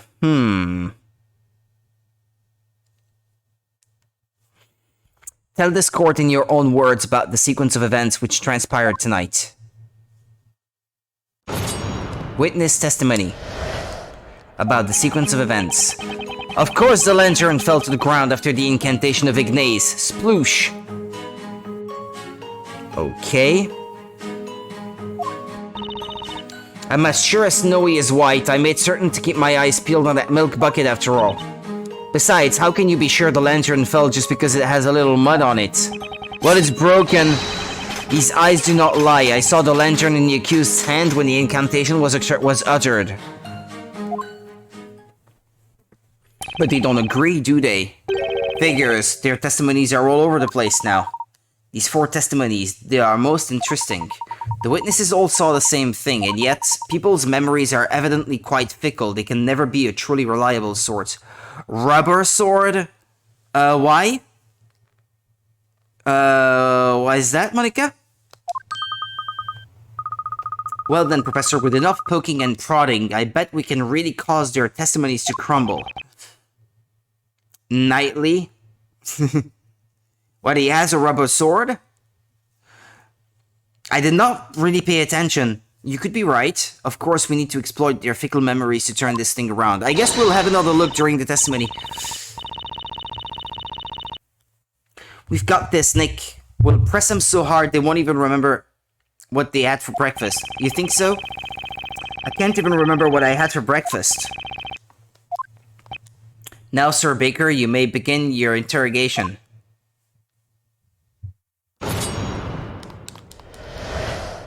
It wobbles as he was talking. We'll see.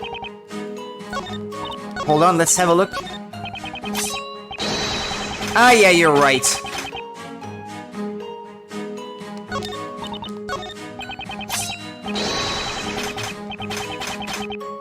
Well, he's just a squire. So, if he's only a squire, I guess he would not have a real sword.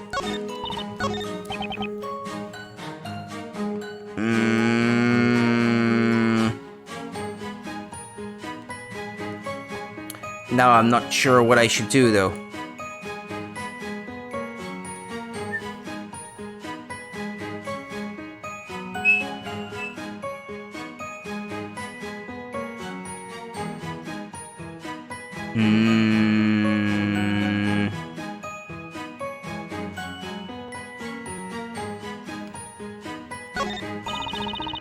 I'm sure as snowy as white.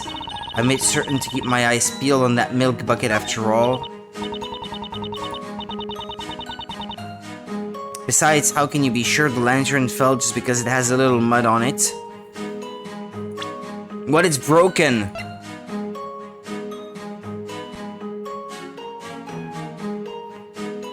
But isn't that it? It's enough of a proof, isn't it? Or do you need to break all of their testimonies? Objection! No. No, no, no, no, no, no, no, no, no, no, no, no, no, no, no, no, hold on.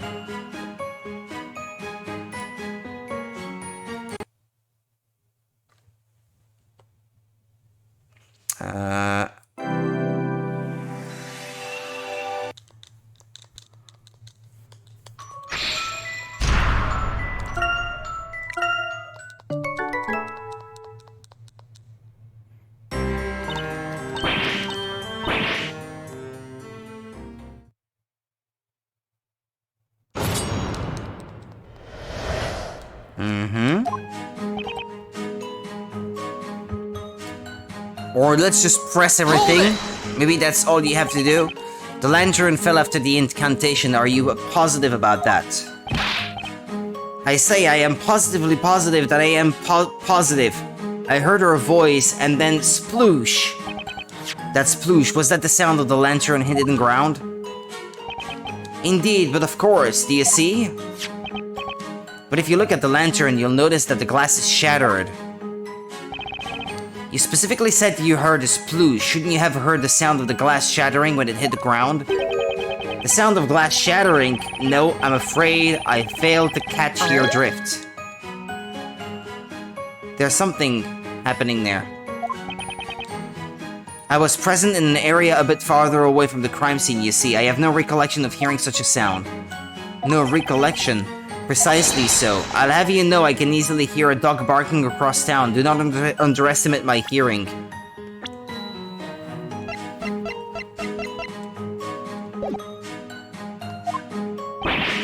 I wasn't. Relax, Grandpa. Can't you just go to the person next to him and interrogate her about their reaction? There's nothing of interest in this testimony. Will the witness with the goat please proceed with her testimony? Why does my internet suck? Oh no, Monica, no! Oh no. I hope it gets better. Right, you mean us. You startled us, didn't you, Snowy? Bah. I'm as sure as Snowy is white. I made certain to keep my eyes peeled on that milk bucket after all. Oh, are you back home, by the way, Monica? You're not dog sitting tonight. I mean, you're done with that? I'm as sure as Snowy is white. I made certain to keep my eyes peeled on that milk bucket after all. Hold it! But earlier, you stated that Miss Cantabella had the lantern hanging from her wrist. Ah, you're back home now, okay. Well, not quite. We didn't say for certain. We only believed it was on her wrist. Believed. Yes, yes, precisely. You went home earlier today? Ah, okay. Understood. Yes, yes, precisely. You know how you sniff milk when you're not quite sure if it's gone bad? And then your nose is assaulted by that foul odor that you weren't expecting? Well, it's a bit like that. Heed my words, madam. Do not make a habit of stealing for your own safety. We said we're sorry, please. It was all Snowy's fault. Oh, brother. Anyway, we can confidently say that we both saw the milk bucket, right, Precious? And as for the lantern falling, we don't know much about that, do we now, Schnookums? They'd blame the goat, huh? Besides, how can you be sure the lantern fell just because there's a little mud on it? What do you mean? Well, maybe the mud was already on the lantern before any of this happened. Did you ever think of that? Before any of this happened? Like, maybe it's been there since last week. It did rain last week too, after all.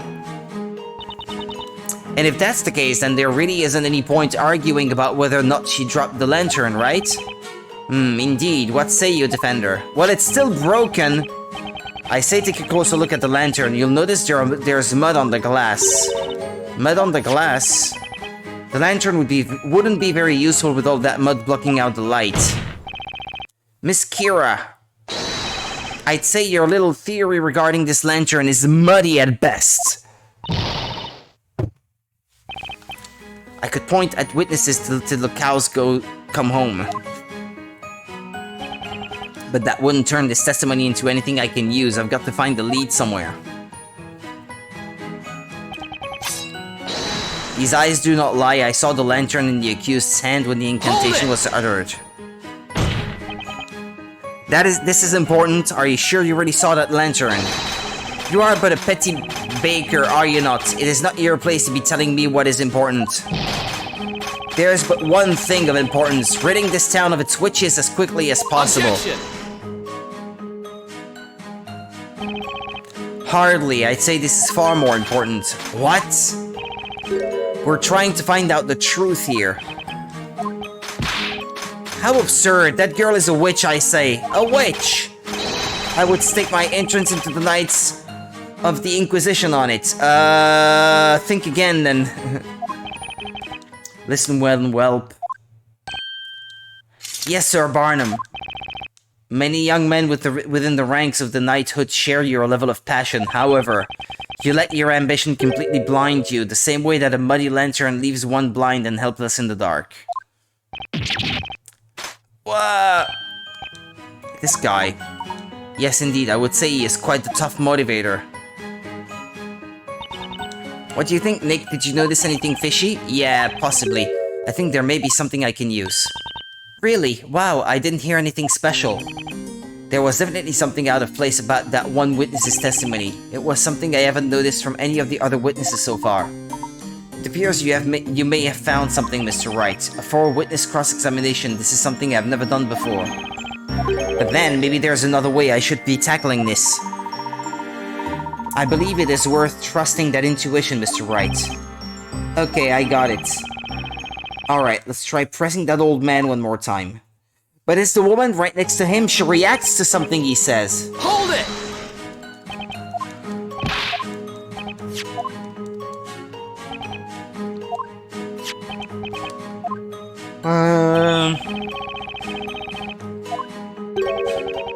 That's just it. The sound of glass shattering. Yeah, there we go. I know in other games in the series you can react to what other people say that way, but in this case I don't know how.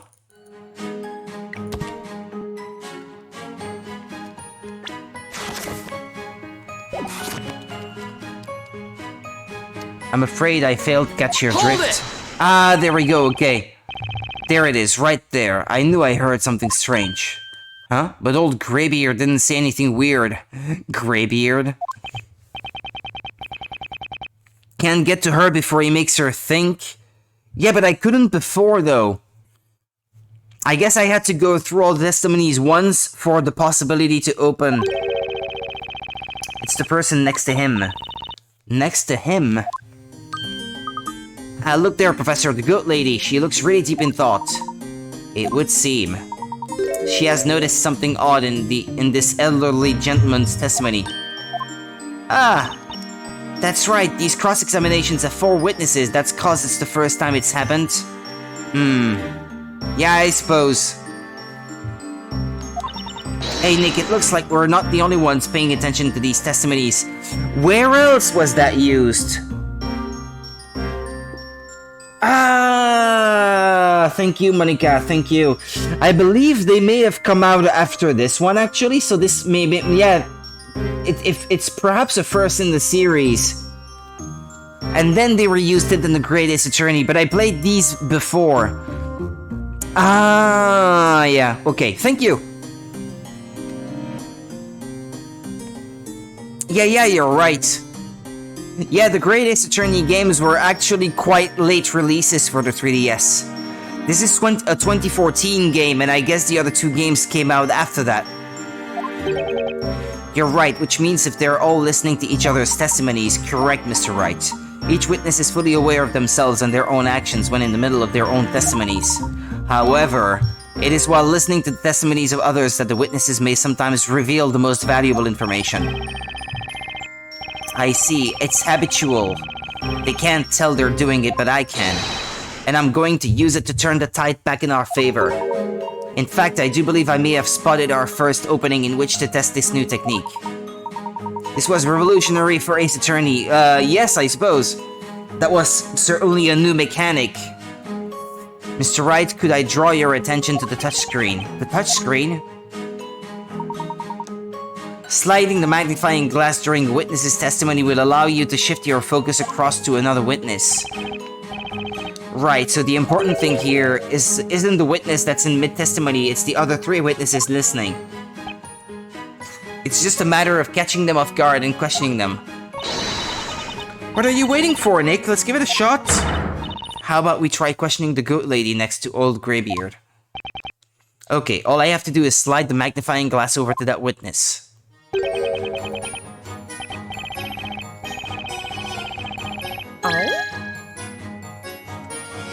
Hang on! Hang on! Excuse me, Miss Mary. Oh, do you mean us? But Snowy and I have nothing else left to say. I knew it. I caught her completely by surprise. Mr. Wordsmith just gave his testimony. He told us all about the sound he heard when the lantern fell to the ground. Mr. Wordsmith didn't seem too sure, but I wonder if you might happen to have something to say about this. Huh? Well, that's... Is that alright, Sir Barnum? May we answer the question?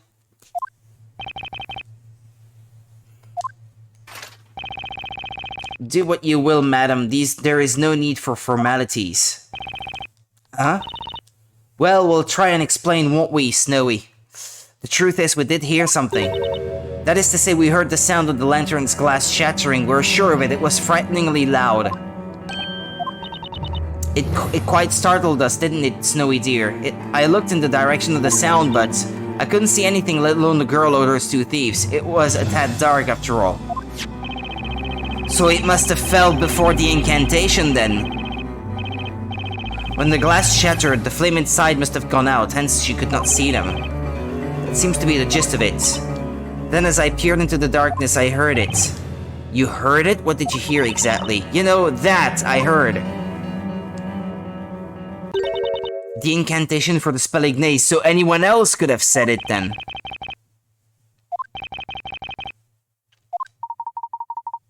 My client never held the scepter. Or she was never seen holding the scepter, I suppose. What did you just say? Now hold it right there, witness. Yes, my lord. The glass shattered when the lantern fell, then after that you heard the incantation for the spell Ignace. Do you swear to this court that this is without a doubt correct? Yes, maybe, I think. How about my testimony? What of my oratorical observation? That blasted spell Ignace occurred first, then the lantern plummeted to the ground. I heard no such thing. There was no sound of shattering glass. Absurd. Simply absurd. So the lantern fell and the glass shattered. That does not change the very fact that this girl is a witch. Objection! I hate to disappoint you, but that's not quite the case. Excuse me. I'm really tired. In fact, this testimony changes things a lot. Wouldn't you agree, Inquisitor Barnum? What is the meaning of this? Let's go over what we know so far. In order for a witch to use any magic, they must be holding a witch's scepter. And yet, none of the 4 witnesses saw the defendant holding a scepter of any kind. That's because the scepter was made to disappear with the spell Demare, correct? Barnum is kinda like Edgeworth. In what way do you mean, in your case? What makes you say he's kinda like Edgeworth? That he, kinda opens himself to the possibility of the truth? At the time of the crime, the 2 victims grabbed Miss Cantabella's arm, causing her to drop the lantern onto the ground. If at the time she was in fact holding an invisible scepter, then the scepter must have fallen when she dropped the lantern. Maybe that's the sploosh she heard. Now let's say hypothetically that Miss Cantabella really is a witch. In order to use any magic, she would have had to recite the spell before dropping the scepter. However, as our witness Miss Mary has just stated in her testimony, she heard the incantation for Ignace after hearing the lantern's glass shatter. But you know, his pose with the finger out is like clavier. Ah. You do all understand what that means, don't you? It means that Miss Cantabella, the supposed witch you've locked up, wanting to find the truth more than win him? Yeah, that's cool, yeah.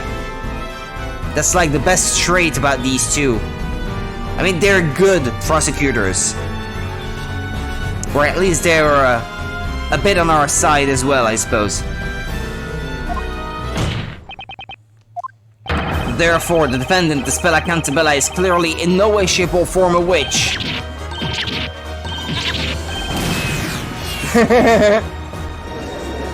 He flew away. Such frivolity, do you realize what you're insinuating? Do you really think she is not a witch? Such nonsense. Did any of you even listen to my testimony? We did, but you're wrong. There was no glass shattering. Are you calling me a liar, Missy? You couldn't even see the mud on the lantern when it was plain as day. Bro blasted off, yeah.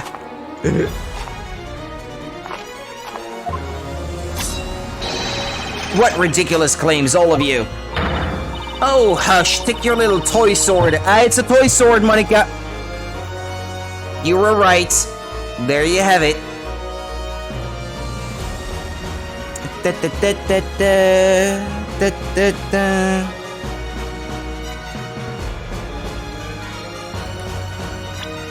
Oh, hush, take your little toy sword and go back to playing pretend, Sir Knight.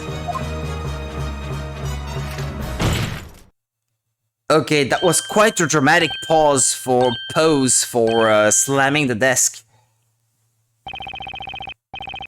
Witnesses, this is a court of law, not a playground. Must I remind you of the importance of these proceedings?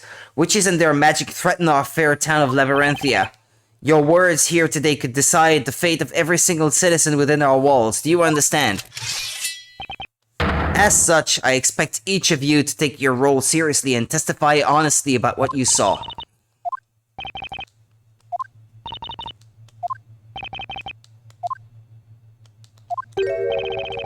In all my days as a judge of this court, I have never seen such behavior. Behavior that leaves a cloud of doubt over the credibility of each of your testimonies. Indeed, my lord, quite a miserable set of witnesses this lot. I see. It would appear this trial has come to a sudden halt. Huh? So that must mean... Quite right. It means you have won this trial, Mr. Wright. We've won? I can hardly believe the situation we found ourselves in. I did not anticipate this trial ending with such a strange turn of events. But due to these witnesses' dubious credibility, I can see no reason to continue. What say you, Inquisitor Barnum? Bottom. As you wish, my lord. What is going on? They're actually going to let this witch run free through the town? Luke's blank stare, lol. Curses if it wasn't for that witch and our friends. Bottom! Hold it!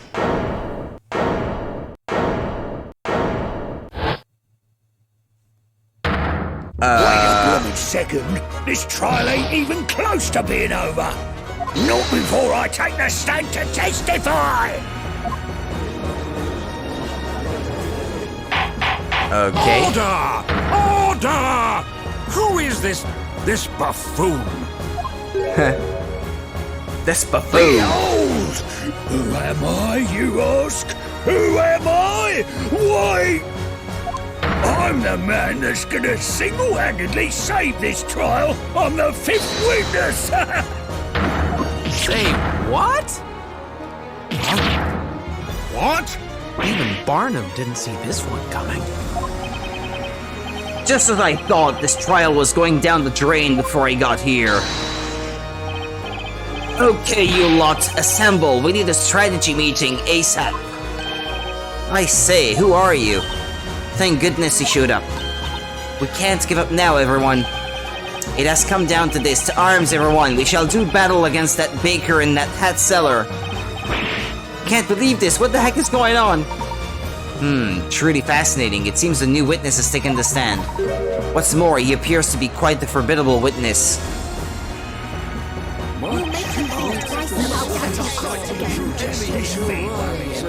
What do they say?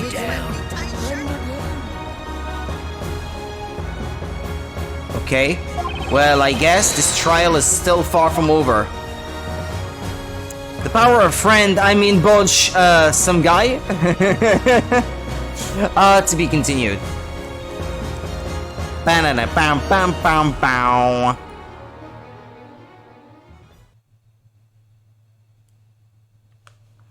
Do you want to save? Yes, please.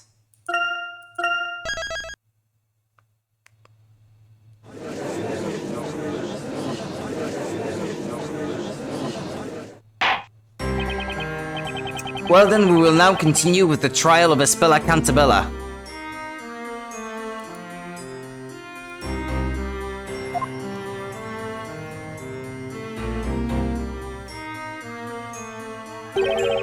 Oh boy. A group of witnesses huddling up before a joint testimony in the witch trial. You can't make this stuff up. Can't trust a drunk, though.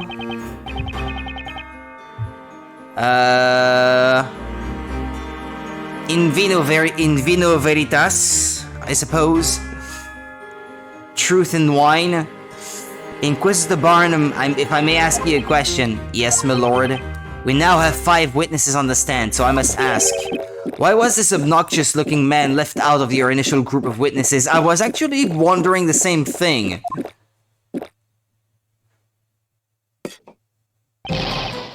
Baldy's right, Barnum.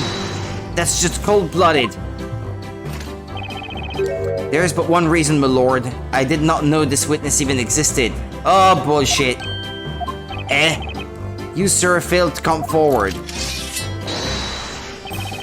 When we were asking for witnesses for this very trial, you were nowhere to be seen. That's cause I didn't hear a peep about it. I ain't usually around at night, except for maybe at Rouge's Tavern. So, you're basically telling us that you were up all night drinking. Anyway, it's all water under the bridge now. Yeah, beer under the bridge, more like. As far as I'm concerned. Just leave the rest to yours truly. Har har har har har har har har har. During the last interrogation, the defender brought forth some surprising proof. Namely, that there was little possibility the accused could have used magic. I have never heard such a claim. It must be the doing of this logic. What rubbish. Lodge-ick, you say. I ain't got a clue what that is. But I do know that this bread bacon baker ought to head back to the bakery. You know, there's a reason why tattoo parlors can't give a drunk person a tattoo. It wouldn't be right. Is that a true thing? Is that really a thing, Monica? I don't know if this is the same everywhere, if that's true. I wonder. They're not in their right mind. Well, that's what I would assume too. It would make perfect sense, but is that true? They can't? Eloquently said. Oi, Gramps, give me and me partners over here a chance to speak. You want to know how this witch managed to be holding that scepter, don't ya? Oh, when you say Gramps, you wouldn't mean me, would you? I failed to see anyone else meeting such a description. We'll show you she's a witch. I'll bet Snowy's beautiful white coat on it. On guard. Alright, team, let's do this, witnesses. Okay. Yes, well, let us proceed to the testimonies. At least here in Denmark, there is usually a sign that says if you're drunk and or high, they won't serve you. Ah, okay. Well, I did not know that. I'll pay attention next time I go by one to see if they have the same. I don't think I've seen this before. It would make sense, though. The good tattoo parlors, that is. Yeah, there might be some unscrupulous ones out there, I suppose. That may still give you one just to make money, I suppose. Yes, well, let us proceed with the testimonies. Why do I feel like I've totally lost control of the situation? Do you have a tattoo, Monica, yourself? If you don't mind sharing. The mystery of the witch's scepter. It's clear as day. Espella is a witch. We are not backing down on this. She's eating her flowers. You have two? I'd like to see that. It's clear as day. Espella is a witch. We are not backing down on this. When she dropped the lantern, the scepter was not yet in her hands. The scepter must have been hidden by magic and carried on her back. The rogues grabbed her by the hand that held her lantern, so she must have had another way of holding that scepter. That's easy. The girl just put the bucket down on the ground and picked up the witch's magic stick. She put it down on the ground and picked up the witch's scepter magic stick. So she had the witch's scepter behind her back. She then dropped the lantern and reached for the scepter after it fell. If that is the case, then it must have been possible for the accused to have used magic. This is bad. Thanks to this guy, now all the witnesses seem extra determined to pin this thing on Espella. They each harbor a shared anger towards witches and magic. Such is the cause of their strong desire to see a guilty verdict passed as quickly as possible. However, such confidence is undoubtedly bound to cloud their better judgment and thinking. Yeah, I think you're right. I don't think these guys mean any real harm, but they're all riled up. They don't even realize how distorted their idea of what happened tonight has become. At least that's how it seems. This isn't good, Professor. The witnesses aren't thinking straight. They're completely blind to the truth. Sir Baker, rather, Sir Wright. One is two hearts combined, symbolizing a few different things. Okay. Like the fact that I used to... Okay, so I'm sorry about that. And also for you and your sister. Okay. Okay, cool. For you and your sister. You do not appear to be a mere simple baker, that much is clear. On the other hand, you are no ordinary defender either. Never before has a defender managed to clash and do battle with me here on this battlefield as an equal. Sir Blue Knight, this trial has not yet been decided. The other one is my star sign, like the star alignment, with one of them being the horns of Aries. Okay. Okay. That sounds cool. This trial has not yet been decided. If there is any doubt in your interrogation, I will not hesitate to strike your case down where it stands. I understand. Defender, please begin your interrogation. Cross-examination. The mystery of the witch's scepter. Okay, I should save probably here.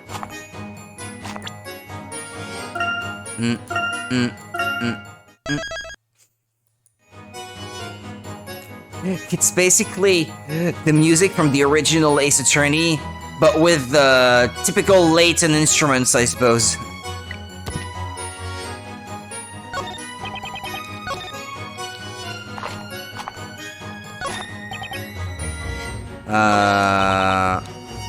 There's something...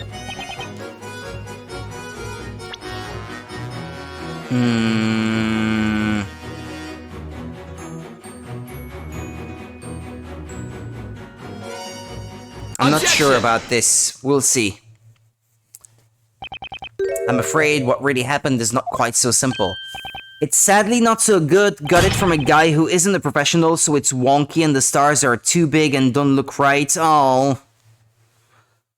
Well, I'm sure it still looks nice on you. No? Don't you think? What you talking about? It had only just stopped raining moments before the crime took place. As a result, the ground was very muddy. Yeah, she wouldn't have put it down if Miss Cantabella really placed this bucket on the ground like you claimed she did.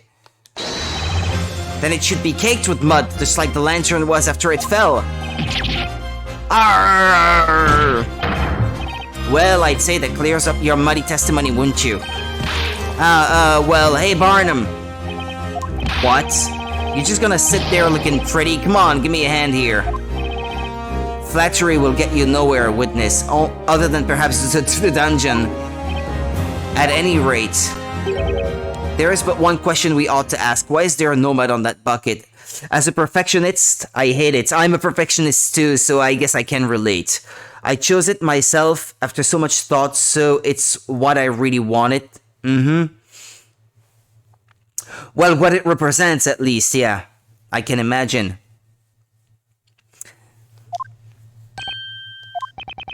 To the witness with the goat, may I ask you a question? Are you talking to us? Indeed, you admitted to the court that you returned home with the milk bucket, illegally, I must add. Oh my, such harsh words, Inquisitor. When you took the bucket home, you must have simply wiped the mud from the bucket, is that correct? You're just trying to tamper with our testimony!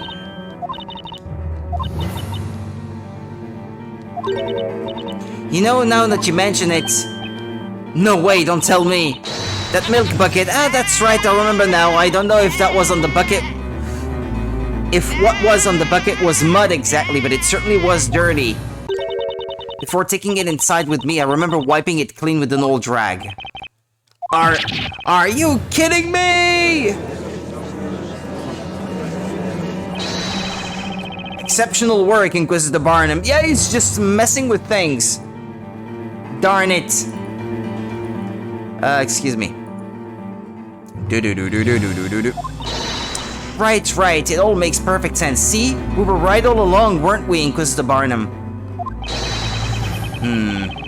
I knew that sword weren't just for show, Barnum. You sliced his argument in two. Objection! Objection. Witness, Miss Mary. What is it? You're absolutely sure there was mud stuck to this milk bucket?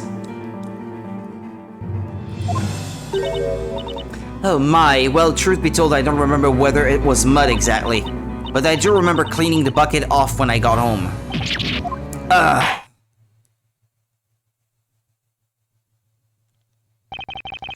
It would seem.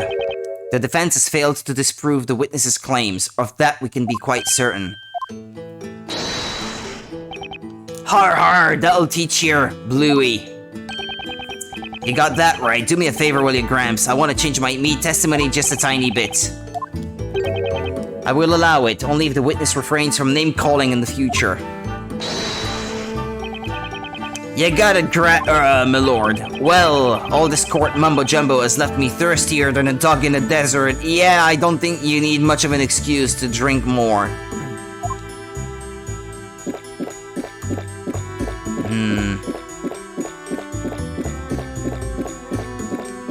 Okay. It's a bottomless mug. Or pint.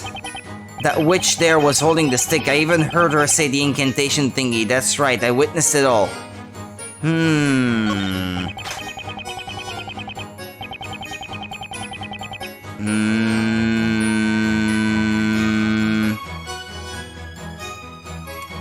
Bop, bop, bop, bop, bop, bop, bop, bop, bop, bop. Hold it! Yeah, hold it. Speaking of tattoos, do you have any, Rudy? No, I do not. Not now, anyway. I don't know, maybe someday. I guess it's so common in my family that it probably wouldn't be like any sort of a rebellious statement or anything like that. My dad is covered in them. I don't know, maybe. If I could think of something that I would want to have on my skin for the rest of my days. But no one knows for sure if Miss Cantabella dropped that milk bucket on the ground. Because there's no mud on it. Is that what you're saying? Hey, we went over this already. We know the goat lady wiped off all the mud. Objection! However, Miss Mary doesn't clearly remember whether or not it was mud that was stuck on the bucket. We really don't remember, but maybe? It's not like one needs one. The important thing is that you don't regret it. Well, that's what has me worried a little bit.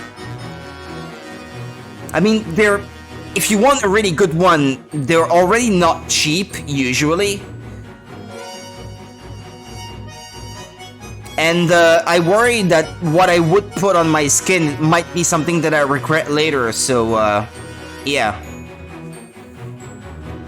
I guess maybe there was mud on it. I mean, she couldn't hold the scepter without putting the bucket on the ground. Miss Mary, please give a definitive answer. You all done, Bluey? Talk all you want, because it ain't gonna help, you see. The 5 of us, we saw what that witch went and did. Wait a second. Someone said something. I'll show you. Who said that?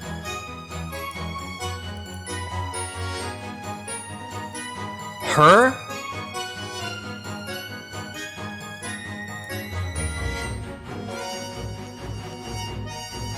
Who said that? The 5 of us, we saw what that witch went and did. We saw it clear as day. Get it? If 5 heads are better than 1, then 10 eyeballs are better than 2. And these 10 eyes don't lie. That girl is a witch. A most peculiar way of phrasing it, witness. Okay, we done here. We're burning moonlight here, people. I want to listen to what he says again so I can determine who said that. There ain't a magic spell strong enough that could arrange what the 5 of us saw tonight. Sent you pics of the 2 tattoos on Discord. They're both on my left arm. Oh, thank you! I was curious.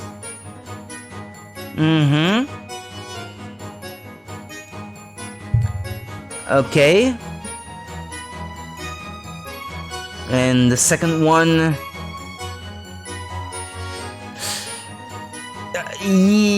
yes, I can imagine. Yeah, it's true that it's not perfect. I mean, it's not awful or anything, the second one you sent, but if you're a perfectionist, I can understand why you're not completely satisfied with it. So, there we go. Okay, Morgan. Welcome back. You're also playing a game. What are you playing?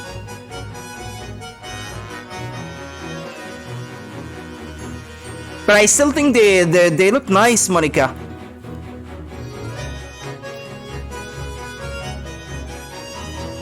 There ain't a magic spell strong enough that could change what the 5 of us saw tonight. Let's see.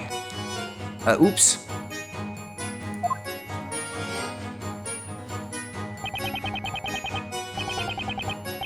Now don't mention it, Monica. I'm just being honest. They may all have their own reasons for accusing Espella, but there's also one thing they all have in common. They genuinely believe Espella is a witch. Were we to disprove that belief, there would be no way for them to regroup. The witnesses would have to acknowledge the truth of what happened tonight. Texas Chainsaw Massacre? Ah, yes. Yeah, I believe you mentioned that before. I think you did, didn't you?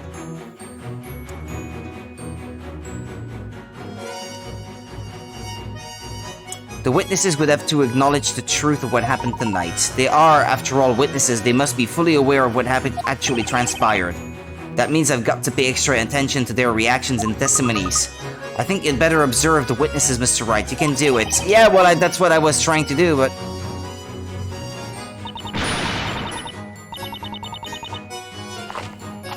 Ah, you never did get any?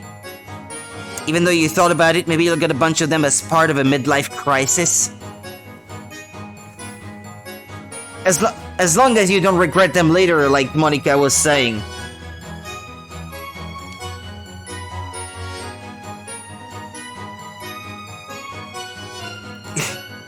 I probably mentioned it! Yeah, that sounded like yelling, but I know, yeah, I understand.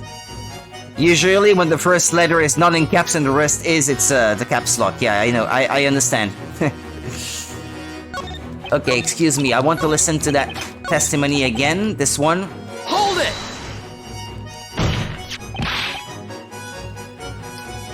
I'll use a safe state so I can re-listen to it if I miss it. Objection!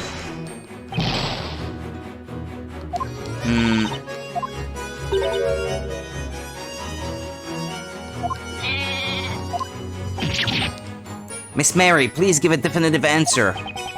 You all done, Bluey? Okay, excuse me.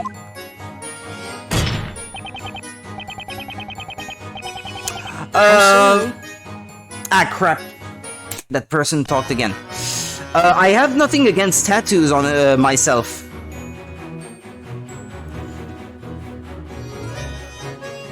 I mean, as long as it's, like, not something vulgar or anything like that. Because there are ways to make really stupid-looking tattoos or just things that just don't look very elegant. Like, in the case of Monica's tattoos, I think they look pretty nice. I mean, they're not, like, too over the top or anything like that. I think it's quite elegant. But in some cases, they can be, like, just too much, you know? I think I probably would prefer something that's sort of discreet over something that's, like, completely overbearing. I don't know if I'm doing a good job of explaining. No one knows for sure if Mrs. Cantabella dropped that milk bucket on the ground. Objection! Who talked?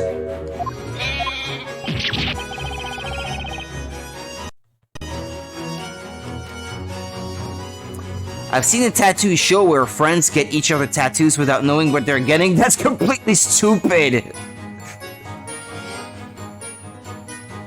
Or, like, people getting something written on their arms in Chinese or Japanese or something like that, thinking that it means something when actually it means something completely stupid. Know what I mean? Like, if I don't know the language, I would be scared of getting something like that. I try to go for simple, with only black ink if possible, since you can easily get an allergic reaction to certain colors. Well, that's the smart way to go about it, Monica. I think you were very right to do it that way. A lot of them are awful. Yeah, I can imagine, Morgan. I can imagine. Miss Mary, please give a definitive answer. Okay, excuse me.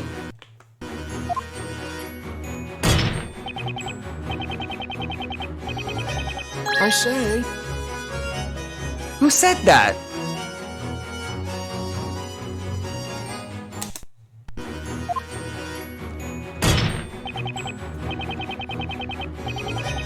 I say. I can't even tell whose voice it is. Or is it him? Hang on! Excuse me, Mr. Naito. What is it that you want to ask Baker turned Defender? Do you have something to say about the testimony just now? Something to say? I have one thing.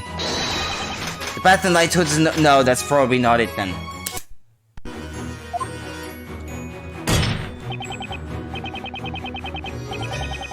I say. Ah, it's him, okay. You've seen that show, Monica? I can't say that I have. I don't think I have, anyway. Hang on! Excuse me, mister. What's he doing? Earth to Gramps? Defender, when you say Gramps, someone gave their friend a tattoo of a woman squatting and pooping? Oh, no.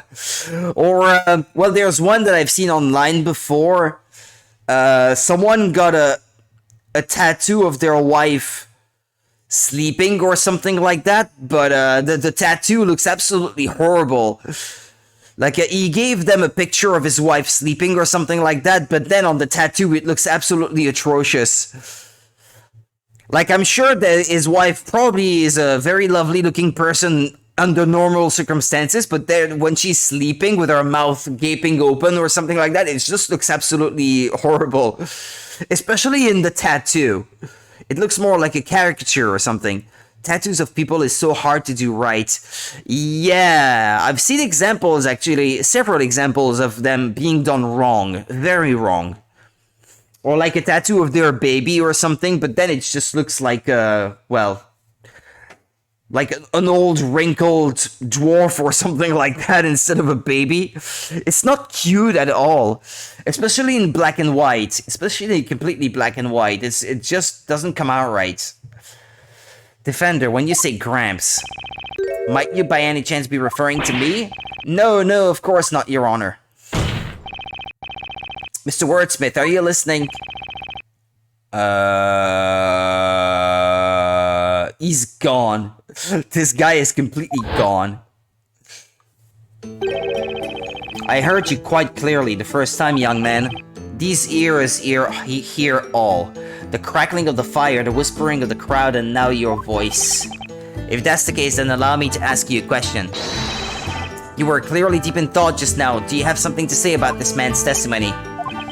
Indeed so. I felt something was amiss. However, what that means I cannot say. Amiss? Witness, could you tell us? What precisely was amiss with this third-rate testimony from this third-rate witness? What a burn, Barnum. 5 heads are better than 1. 10 eyeballs are better than 2. There was also a woman who got a Chinese symbol tattoo which translated to I lick men's butts. You gotta wonder if maybe this was on purpose. I don't know. I don't know the person, but maybe it was by choice, but she just wouldn't admit it. I don't know. As I listened to this man's testimony, I could not help but become aware of something most odd. I mean, most normal people would probably not get that by choice, but maybe she did, you never know. Tonight, when the crime occurred, we all made haste to that terrible scene. The delicious scent of mid-evening dinner permeated through the air, the shadows of those present cast through the dim light. And yet there were but 4 figures standing in that vicinity, myself included. 4? Hold on one second. You're saying that there were only 4 witnesses at the crime scene tonight? These eyes may be old, but they know what they saw. Well, we know that Mary must have been there because she got the milk bucket. Is something the matter, Miss Mary? No, it's just that Snowy and I are trying to remember what happened at the time. I remember the flames erupting into the air. That's when Snowy and I made our mad dash to save the precious milk. Ariana Grande getting what she thought was 7 rings in Japanese, but it's actually barbecue grill. Yeah, I heard that one actually, now that you mention it. Yeah, I heard about that one. I don't know. That's quite funny, indeed. But see, that's why you should probably not get something that you don't understand, for one thing. And that's why I think I can appreciate more something like what you got, Monica, because it's cute, it's simple, it's elegant, it's simplistic, it's not too showy. That's probably the best way to go, I think. From my perspective, I think this is something that I can respect at least. I remember the flames erupting into the air. That's when Snowy and I made our mad dash to save the precious milk. You'd think she would have someone double check. Yeah, exactly. And when those 2 ruffians were set ablaze, the flame filled the area with light. In that sudden flash of light, we could see that there were other people around besides ourselves. And that's when I saw them, the other people that scrambled to the scene along with us. I'm quite sure of it. There were only 4 of us there at the scene of the crime. Objection! Hold it, madam. You? What in blazes is going on? Blazes, huh? We have 5 witnesses on the stand, all claiming to have witnessed tonight's events firsthand. That means we have 1 witness too many. Well, one of them is drunk, so can you even trust what he's saying? Oi! You lot better stop speaking out of turn. All for one and one for all, remember? We all promised to take the switch down together, didn't we? It's not quite that simple. We saw what we saw. Well, I say it's all about the numbers, and I counted, I say. I'll have you know my counting is flawless. On nights when sleep eludes me, I can count sheep from moonrise and sunrise. I sense maybe some insinuation that Jewish people are good with numbers. They're probably in Japanese. Do you prefer black tattoos or do you like color? Oh, you're asking me? I don't think I have a preference. Just simple, I think, is what I prefer. I mean, if you saw my dad's tattoos, for example, he's got his arms covered in them. Like, I know he has a panther, he has a dragon, he has a lady, he has a... Because he is into arm wrestling, he has a pair of biceps, like, holding and, like, clashing, like, in an arm wrestling contest. He's got my mother's first name tattooed on his fingers, like 8 letters on his 8 fingers, like not counting the thumbs. It's beyond simple. Japan is pretty racist and anti-gay, I suppose. I'll have you know my counting is flawless. On nights when sleep eludes me, I can count you from moonrise to sunrise. Oh boy, some guy will be a recurring character. 4 witnesses, 5 witnesses, what difference does it make? Things all started getting muddled when you showed up. What the? You saying it's my fault? I was there, you fool! Didn't I just finish saying that? My testimony is strong as steel, even if it's not completely stainless.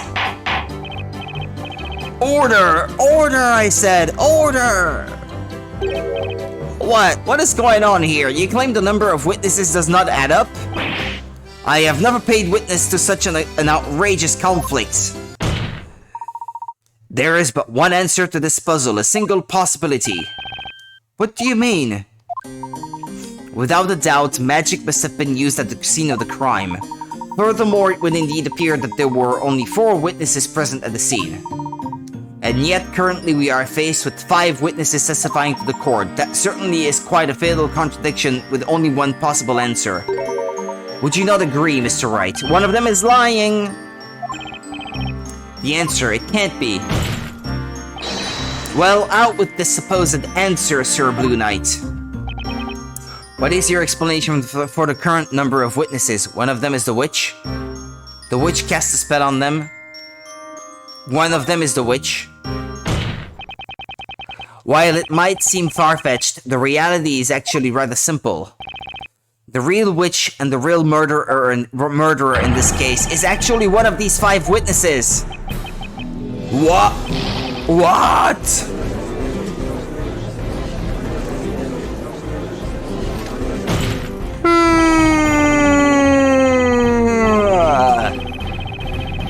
You're telling us that the witch is amongst this group of witnesses? A witch! A witch is in our midst! Utter rubbish. There is no possible way that such a claim could be true. That's right, you got a lot of nerve accusing one of us of being a witch. Well, if we're talking witch, it can only be a woman, right? Otherwise, you would have said witch or wizard, no? Isn't that so?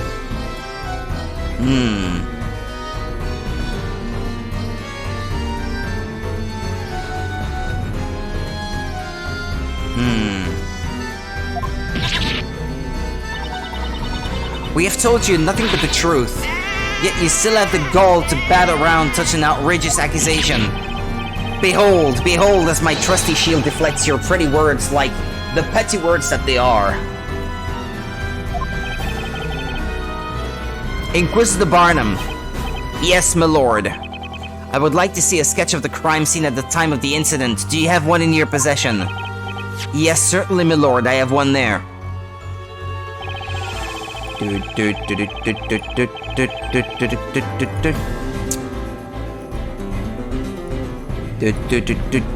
Excuse me.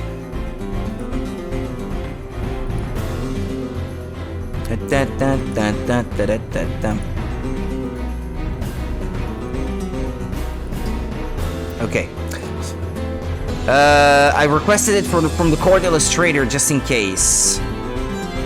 Or so they say. Usually a witch is only a woman, but some use it for both genders, even if it's incorrect. Okay. But I guess in this case, yeah, it sounds like that's what it is. Because otherwise that would limit down the possible suspects way too much. Very well, witnesses. I would like each of you to mark your location at the time of the murder. Here on this crime sketch. Quickly now! The number of witnesses doesn't add up. looks like we're getting somewhere now, but we haven't even scratched the surface of this case yet.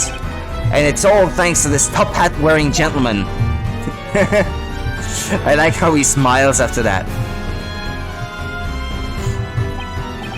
The court accepts this crime scene sketch into evidence.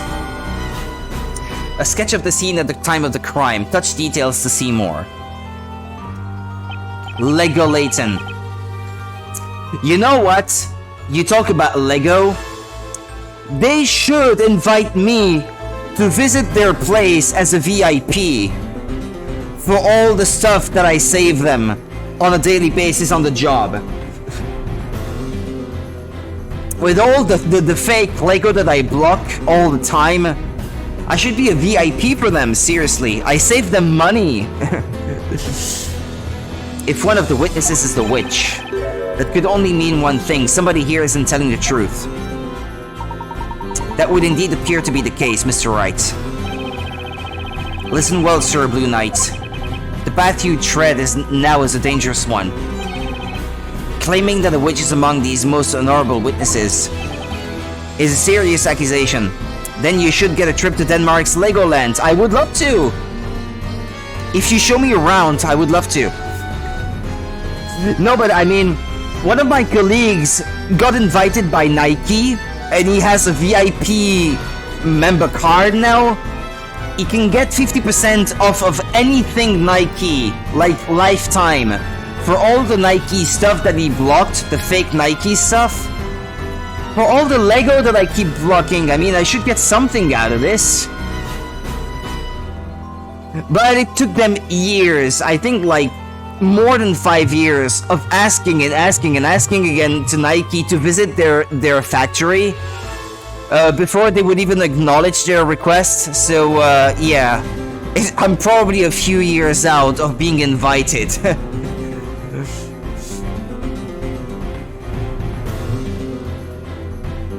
But anyway, it is a serious accusation should it prove to be a false one. You will find yourself at the other end of my sword. Do I make myself clear? Huh? But that wasn't so much my suggestion. I mean, the gentleman here with the lovely top hat was the one who urged me to say it. It is the same thing, Sir Blue Knight. Indeed, it is the same thing, Sir Baker. Blue Knight, Baker. It is the same thing, Mr. Wright. Okay, oh boy, they're all against me now. Now, ready your sword. Ready? Were you listening? You claim the witch is not the accused and that someone else at the crime scene was the true culprit. If what you say is true, then surely you can tell the court exactly where this person was at the time of the crime, can you not? Yeah, when Layton just smiles, he looks like the old Lego man. Yeah, actually that's true. That's a fair statement. True enough. Which I have learned recently is actually not protected. The model of the Lego characters is not protected, but the model of the bricks themselves is. Apparently.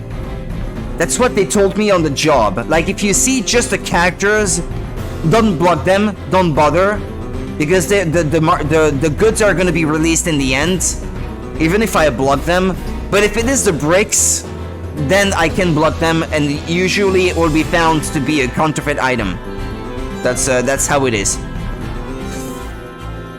The bricks are the important thing? Yeah, by the sound of it, yes.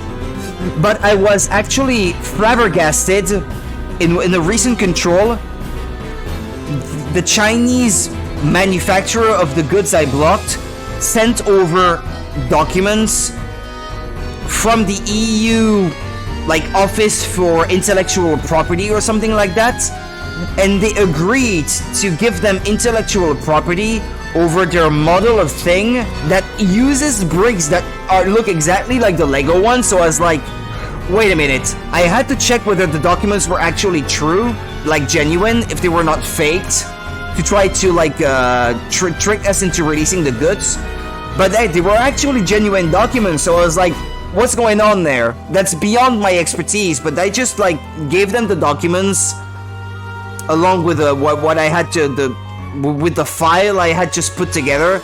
It was like, just do what you want with it. It's beyond my expertise, and no, the goods were actually found to be like counterfeit. So I don't really know how that works, but well, I did my job as best as I could. It's what matters. But I'd like to understand how that works, though, for future reference.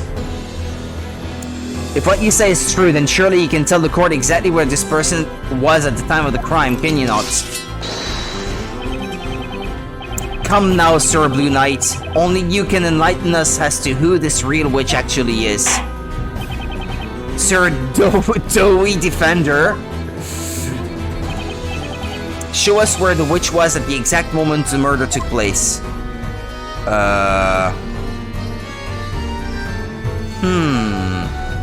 I'm not sure. How about... Excuse me.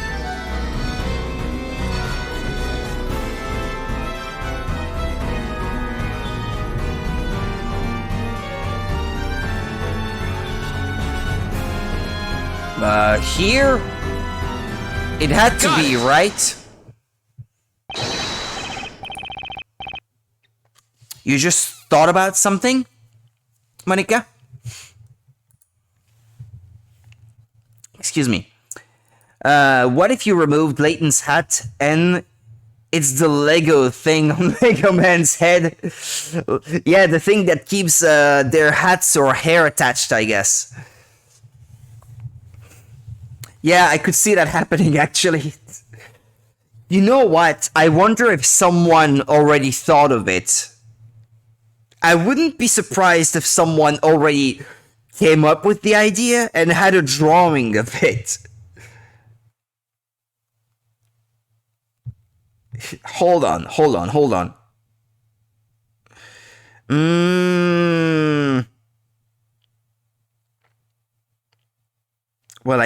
Well, people have made mock-ups of Layton and Luke as Lego characters, but I can't find one that doesn't have the hat, though. Well,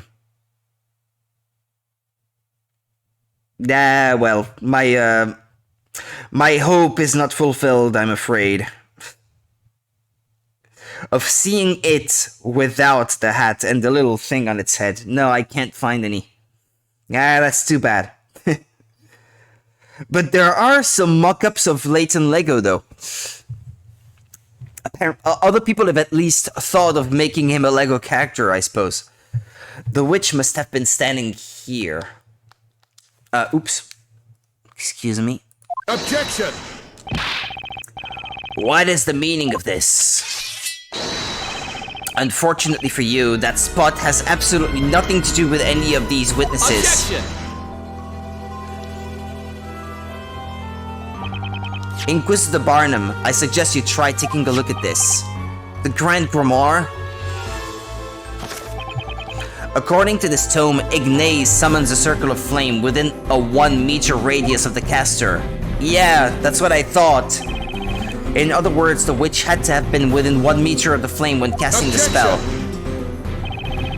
Of course, you needn't say any more, Sir Blue Knight. First off, notice that there is no one else in that area other than the accused. But, can we have another look at that map, though?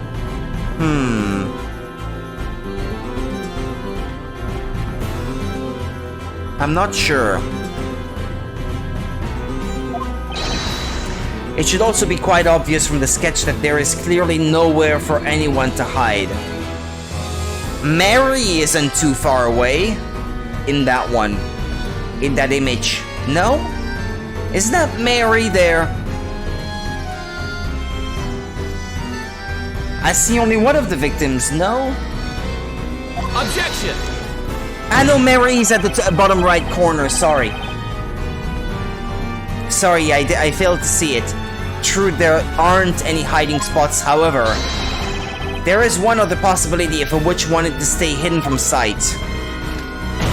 She would have made herself invisible. Most intriguing, since you seem to love showing evidence, prove it. How was the witch able to hide in plain sight? Well, she used the Talia Magica. Take that! No. What do you think, Your Honor? What? That's not it? No? I don't have a clue how this is relevant. What do you think, Inquisitor Barnum? I think this mysterious real witch of yours is not the only thing hiding from you, Sir Blue Knight. Huh? Perhaps you should focus your efforts on finding some actual evidence. Oh, no! A way to stay hidden from sight, but... I believe the correct word you're looking for may be vanished rather than hidden. Vanished? But yeah, but I can show the spell as evidence?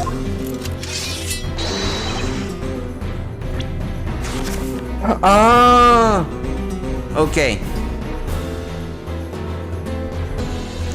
But the spell is in the staff though. Oh boy, there's some weird as hell Layton fan art. Send over your favorite selection, Monica, on Discord if you can. Or actually, if anyone else wants to see, you can send it in the chat, I suppose. As you prefer. Take that! This Thalia Magica contains 2 magic gems. Why not accept this as evidence then? Why penalize me? It's the same thing. Ignace, and what are the spell? That's right, the spell de mer. I will not. Is it not suitable for work? Perhaps. Ah, okay. Better not then. Okay, yeah. Not in the chat at least. No. Good thinking, Monica. Good thinking. That's right. There was most certainly a witch present at the crime scene, only they were completely invisible. All thanks to the magic spell de mer. What foolishness!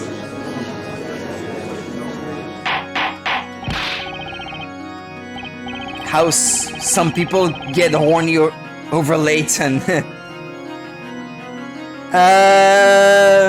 Some people's tastes you should not even try to discuss, I guess. Don't try to understand. You're just gonna hurt your brain. Order in the court. Defender, what are you getting at? I thought the witch used the mare to make the Thalia Magica disappear. According to the Grand Grimoire, under the entry for the mare, it causes anything the caster touches to vanish from sight. In other words, supposing the witch were holding the staff in one hand while touching part of their body with the other.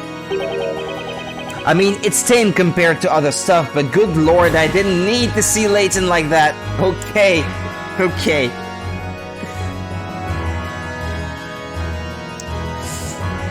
Yeah. They would be able to make themselves disappear. Are you implying that is the reason for the conflicting number of witnesses? Indeed it is, which means witnesses. Someone amongst you is not disclosing the entire truth, and that person is the witch we seek. I believe this is the most probable scenario.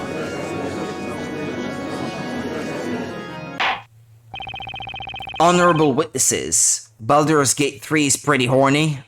Really? Is it? If you say so. Honorable witnesses. You will testify to the court one final time. Tell us exactly what you saw and what you did not see at the scene of the crime. Nope.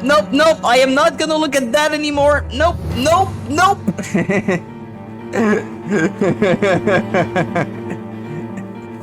Tell us exactly what you saw and what you did not see at the scene of the crime. How absurdly absurd. The purpose of this trial is to convict that girl of the crime, is it not? That's right, we are not witches. Witnesses, I ask that you listen. There is a witch mingling among you. That's right, I'm afraid you are all no longer brothers in arms. The true opponent here is within your own group. Luke is a freaking child, yet someone dared to sully him like that. No! No, Monica, no, I don't even want to imagine it. No, no, no, no, no. People are sick. Yes, yes, they are. All my male characters are naked in my playthrough. Oh, Morgan. Morgan. The true opponent here is within your own group. The real witch is one of these 5 witnesses, huh? Fine by me, time to put an end to this trial. Witness testimony. What we saw and what we didn't see. You wish to know where we were all standing tonight? It matters not. Would the flames not burn just the same? That flame, I never saw anything like it. It quite literally left me speechless. I couldn't even so much as scream. I've been wondering about Baldur's Gate 3. Is it any good? I couldn't tell you personally. Morgan would be the best person to ask. I heard the tiniest cry, and then when I turned around, the blighters were roasting, so I rushed right over. I heard the incantation, then the flames suddenly erupted. I'm certain of it. I only saw 3 people there with us. As I said, there were only 3 others present, like that man there, who was stumbling around like a newborn calf. Okay.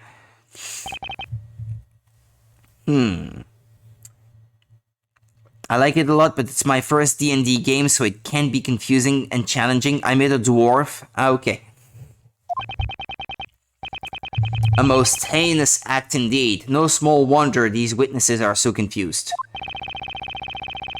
I don't know if it's something that I would like, personally, in terms of the gameplay. I'm not sure that it's something that I would enjoy. I'm trying to romance the wizard character. A witch amongst the witnesses. What an utterly baseless claim. I don't think so, Barnum. The only baseless claim in this case is of Espella being a witch. It's more than a little likely one of these witnesses is the culprit. These testimonies are bound to tell me who the real witch is. Cross-examination. What we saw and what we didn't see. You wish to know where we were all standing tonight? It matters not. Would the flames not burn just the same? That flame, I never saw anything like it. It quite literally left me speechless. I couldn't even so much as scream.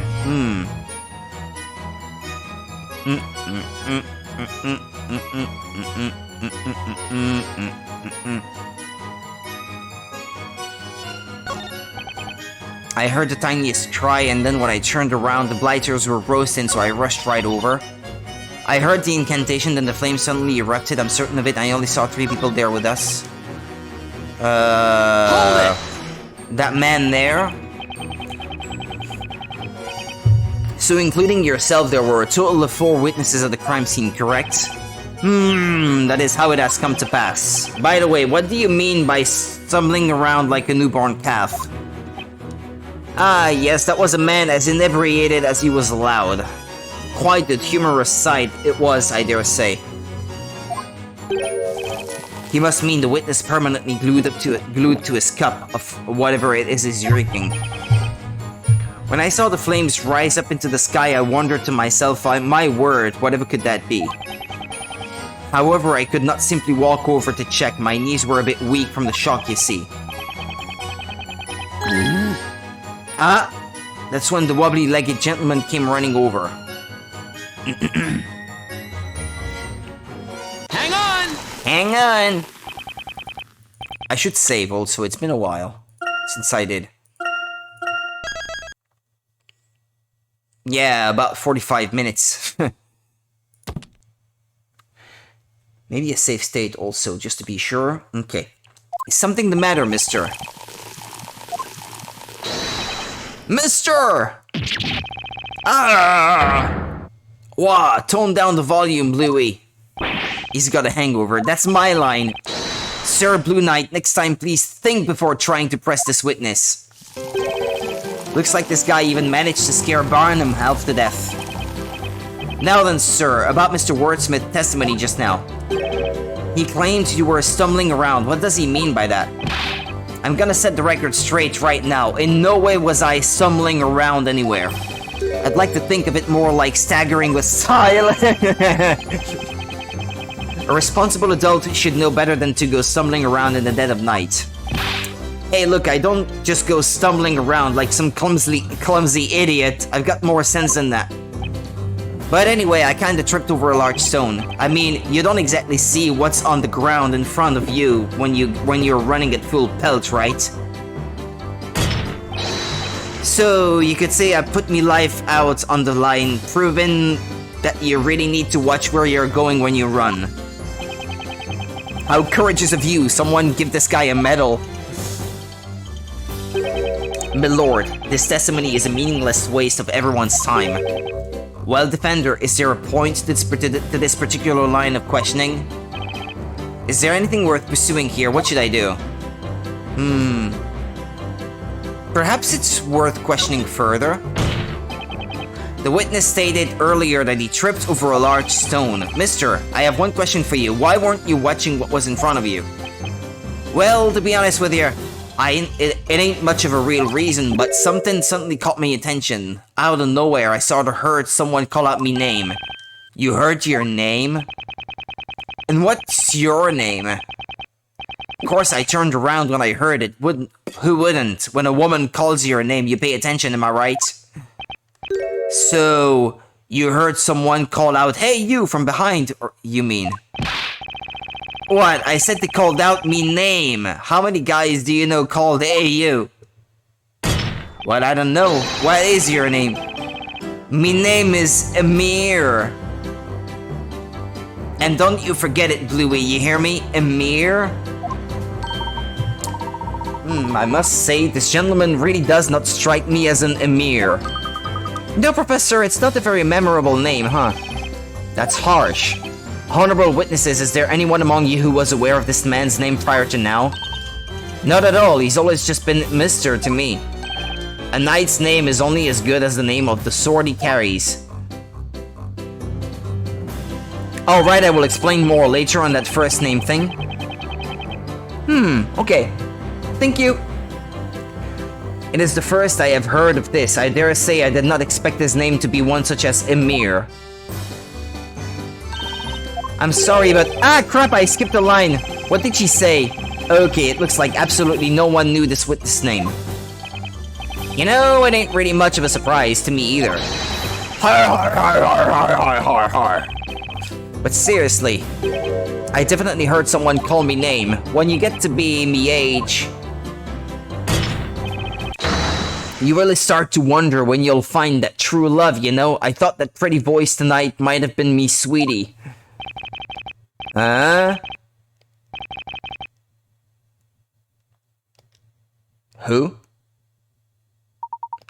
Your Honor, I don't believe we should be so quick to label Mr. Emir's testimony meaningless, would you not agree? I request that the witness add this amusing anecdote to his testimony. But here's his full name and pun, Emir Punchenbaug. Punchenbaug is a play on punching bag, yeah, okay. Linking it somewhat with his counterpart in the Japanese version. This may be a reference to how he is something of a verbal punching bag for everyone else due to his incompetence and habits. His full name could thus be a play on a mere punching bag. Ah, okay. Yeah, that makes sense when you put it that way. Understood. Witness, amend your testimony, but please reflect only the important point of your story. I'm telling ya, I heard someone call me name and I was looking around trying to find them. I hurried to the scene, but I ended up tripping when I heard someone call me name from behind. Okay. Go back, perhaps?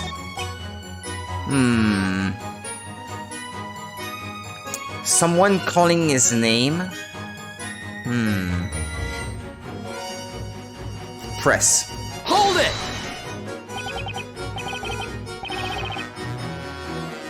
Excuse me, Mr. Amir. Ah, don't sweat it, Bluey. Mr. Hey you, it's all the same to me. You stated that you heard your name being called from behind. Are you absolutely sure about that? Well, right or wrong, it sure sounded like me name. I mean, what else could it have been? I wouldn't have remembered it happening if I hadn't heard something, right? Still, maybe there's a chance I just imagined it, huh? But anyway, I remember it came from somewhere behind me. But his first name also has another thing to it, though I will tell you later once you figure it out in the game. Okay. Thank you. I'm counting on you.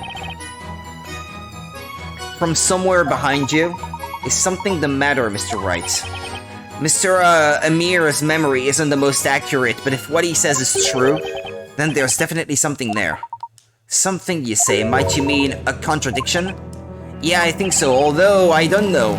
There's just something strange about this testimony. I don't see any decisive evidence in the court record that can help. Do you mean to say you found a contradiction that cannot be supported by the evidence? My lord, this line of interrogation is a complete waste of the court's time. Defender, I must warn you, from here on, any unnecessary questioning will be dealt with accordingly. Should I press that then? Should I continue this line of questioning? I don't know.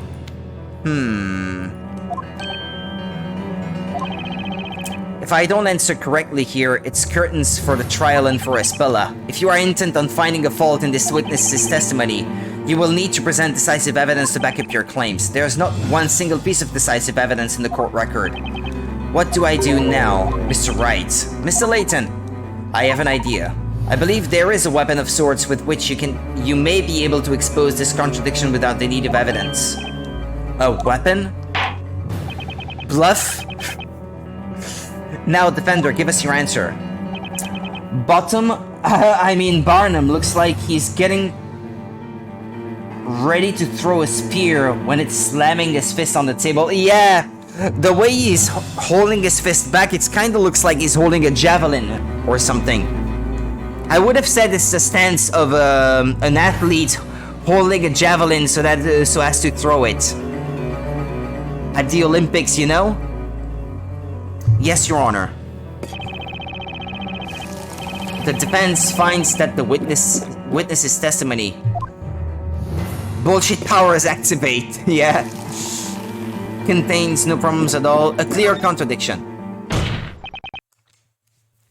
Your Honor, the defense believes there is a huge contradiction in the witness's testimony. Objection! Yeah, look at it again. What is this? You must be an even bigger fool than I thought, Sir Blue Knight. You really do not possess even a sliver of common sense, do you? Objection. If I may interrupt for just a moment, Inquisitor Barnum, allow me to ask you this. What need is there for common sense in the world that forgoes using it? Accordingly, I must humbly ask that you discard such a manner of thinking. Whatever do you mean? You have my utmost thanks for placing your trust in me, Mr. Wright. Let us discuss the one remaining weapon in this cross-examination. The remaining weapon? Layton, that was the worst objection I've ever heard. Yeah, there's no oomph to it. It's too quiet. It needs more power. Exactly, yeah. You mean questioning, right, Professor? Indeed it is, Luke.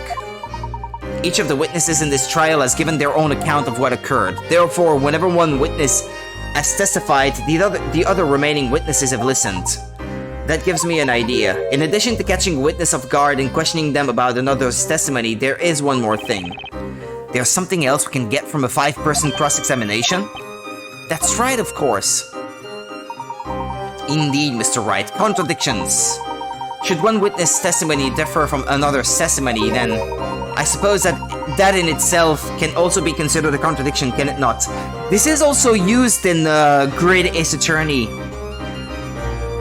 Pitting two testimonies against one another when they contradict one another.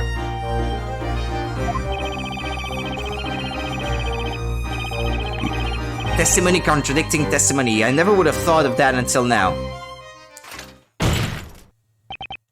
Enough, Sir Blue Knight. Are you prepared to present to the court evidence proving the contradiction within the witness's testimony?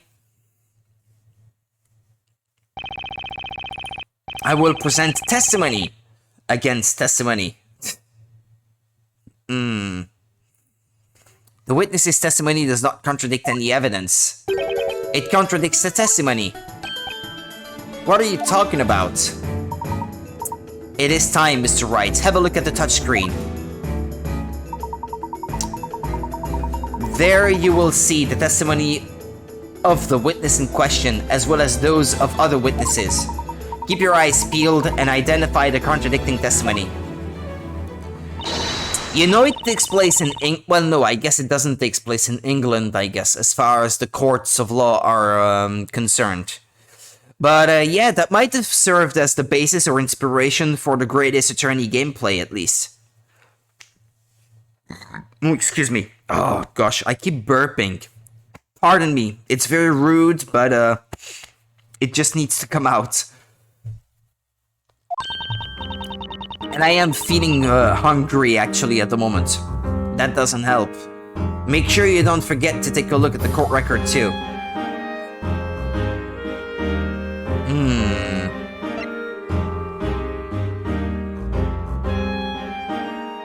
Tripping when I heard someone call me name from behind. She couldn't even so much as scream, so it couldn't have been her then. The person contradicting this man's testimony is none other than you, Miss Kira. Are you both pointing at me? That also is rule. Better that way than the other, as my dad would always say. Yeah, or Shrek would say better out than in, or something along those lines. At the time of the incident, that man heard someone's voice call his name.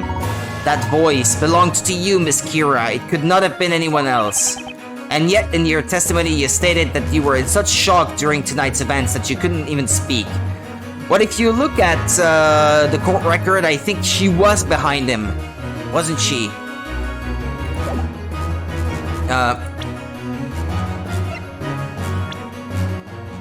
Yeah. There you have it.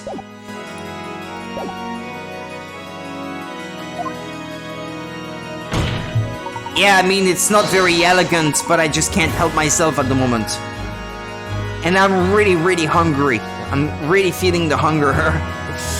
This is a clear contradiction. What? What is the meaning of this, defender? Can you really claim to trust this sham of a witness and a sham of a testimony? Objection! Objection! That man's character is beside the point. His testimony is anything but a sham. As he watched the flames erupt, his attention was drawn to a voice behind him, which in turn made him fall over. He heard a woman's voice calling his name, a very concrete reason, and reason enough to believe his testimony. Objection! If it is as you say, then explain why you feel this witness is somehow responsible. That's right, why me? People barely hear me when I'm out selling my flowers. That's how soft my voice is. And besides, there was another woman at the scene, wasn't there? Me? What are you getting at, young lady? Do you honestly think a woman my age would be out late at night in the forest flirting with questionable men? Besides, I didn't even know this pathetic man's name. How could I have called out to him? Neither did I, and even if I did know his name, do you really think he's the kind of guy any self-respecting girl would want? No, that's harsh. Come on, ladies, I'm standing right here, you know, I kind of feel bad for him now.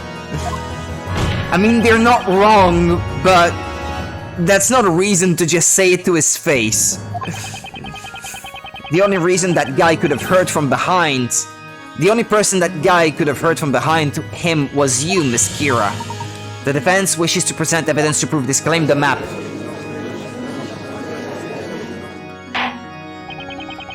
Yeah, the guy has feelings, you know.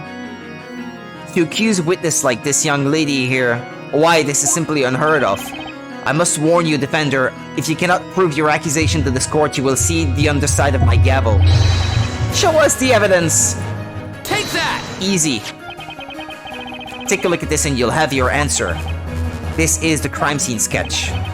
You can see the position of each witness during the crime. The only person that he could possibly have heard from behind him was none other than Miss Kira. Objection! Objection! Listen here, Sir Blue Knight, I will only tell you this one more time. A sham of a witness yields only a sham of a testimony. That is all there is to it. Did you, in fact, see this flower girl's face? You know, now that you mention it, seeing as I'd fallen down and all, I don't think I saw her face. Okay, but you heard her voice, right? Let me think. The voice came out of nowhere. It was kinda high-pitched. And I guess it kinda sounded like her, but I can't say whether or not it was this girl's voice. You said something about your sweetie? I feel so bad for Amir right now. Yeah, I kind of feel bad for him too. I mean, yeah, he's a drunk and all, and well, I don't know. I just don't like the way they treat him. That's just it. And there you have it, Sir Blue Knight. Such a pity. They were also hard on him. Yeah, that doesn't sit well with me.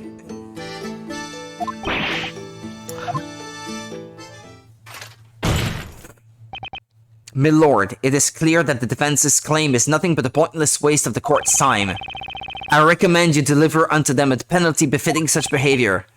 Indeed, Inquisitor. Ready yourself, Defender. What is that laughter? Pardon me, milord. It looks like you finally arrived at the decision. That means that this has nothing to do with me.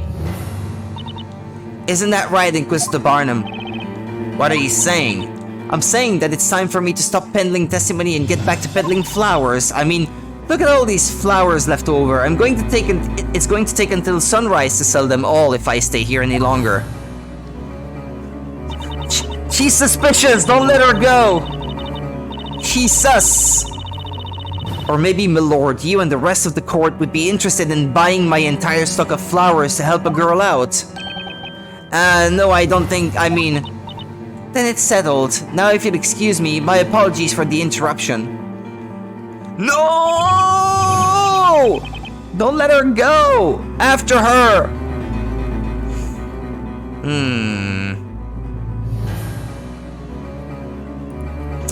Understood. The court will dismiss the witness. Well, Miss Kira, it would seem you are beginning to show the court your true colors. Oh, whatever do you mean? Okay then, everyone, it looks like that's that. I liked you, Barnum, but right now you're not being very edgeworthy.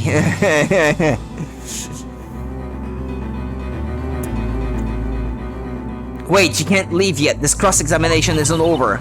Now that's funny. You say it isn't over, and yet the rest of the court seems to think otherwise. Isn't that right, Inquisitor Barnum? But he's not saying anything, so the Inquisition maintains that the real witch is the accused, Espella Cantabella. This girl is nothing more than a witness. A search the court cannot force her to stay against her will. This is bad if they let her walk out now. Nick, do you think she could be the real witch? She is! You really like throwing around accusations, don't you, Sir Defender? Let me spell it out for you one last time so even you can understand.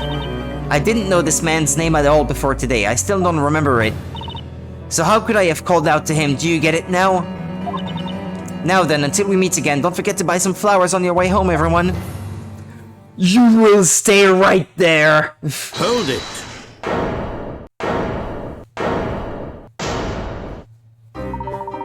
One moment, please, Miss Kira.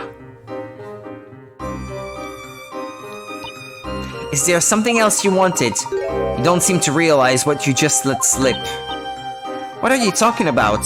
This man testified that he heard his name called at the crime scene. However, you had no knowledge of his name at the time. Is that correct? That's right. This weirdo is just imagining things. Like I said, I've already forgotten his name, even though he told it to us earlier. There is just one problem, Miss Kira. Namely, what the voice he heard tonight was actually saying. Layton, please put some more power into those objections and hold its... objections and hold its... Huh? What do you mean? That's obvious. It was a name, wasn't it? Now, what was that name again? My lord, I'm still here, you know. You're saying that what this man heard tonight wasn't a name? But rather something else entirely? Indeed I am, Inquisitor Barnum. Something else? I know! Aha! There's only one other thing it could be.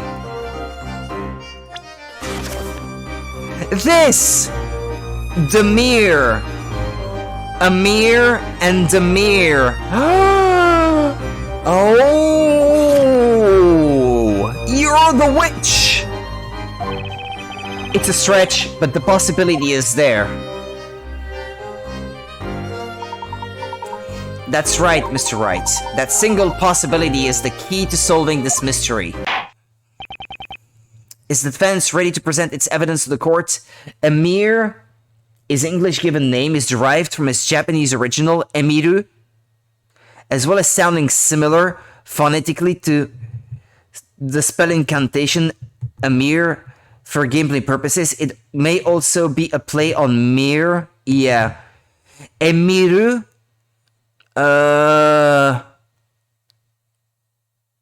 Emiru. Miru. Isn't that the verb to see? Emir. No? Miru? No, wait. What does that remind me of?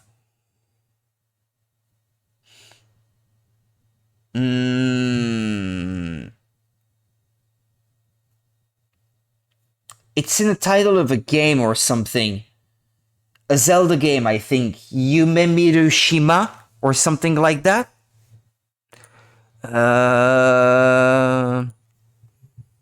What's the meaning of this word? Yume Omiru Shima. Yeah. What does it mean, the original title? Dreaming Island. Ah, no, okay. Or seeing a dream? I'm not sure. Is the defense ready to present its evidence to the court? Yeah, this is ridiculous. I demand you let me go this instant. Witness, what you are being accused of is not to be taken lightly. You will not leave this courtroom so long as any reasonable doubt remains. Defender, you may present your evidence. I guess I could just type it, and it would tell me. Miru, Japanese verb. I know the inflection mite means look. It means to see, miru. Ah yeah, okay. Miru means to see. So there's that, I guess. And that kinda fits within the visible, invisible kind of thing too, I think, a little bit. Perhaps.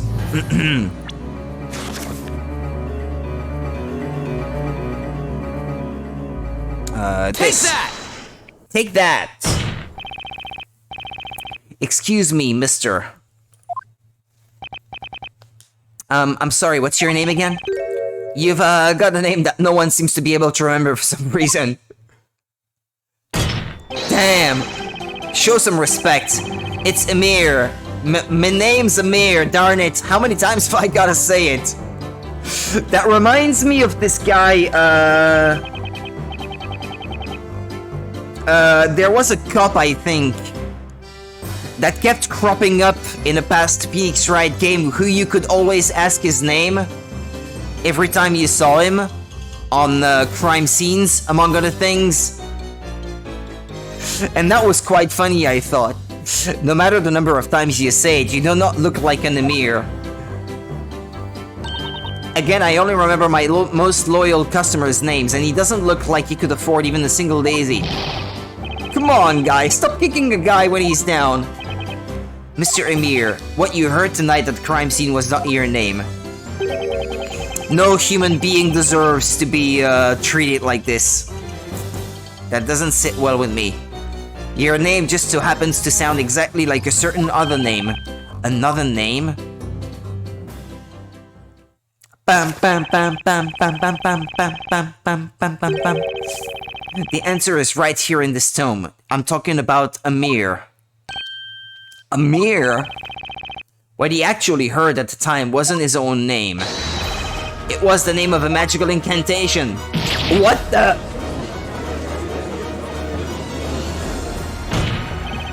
Miss Kira, have you forgotten what you said just a few minutes ago? You quite clearly stated that you didn't know this man's name. Objection!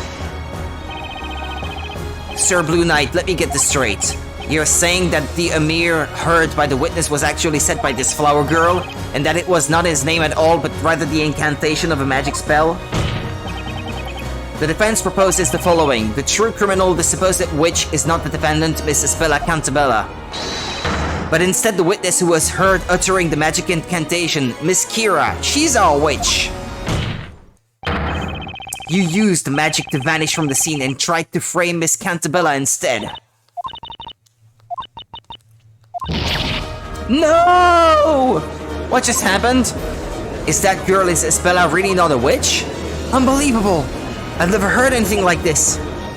Inquisitor Barnum.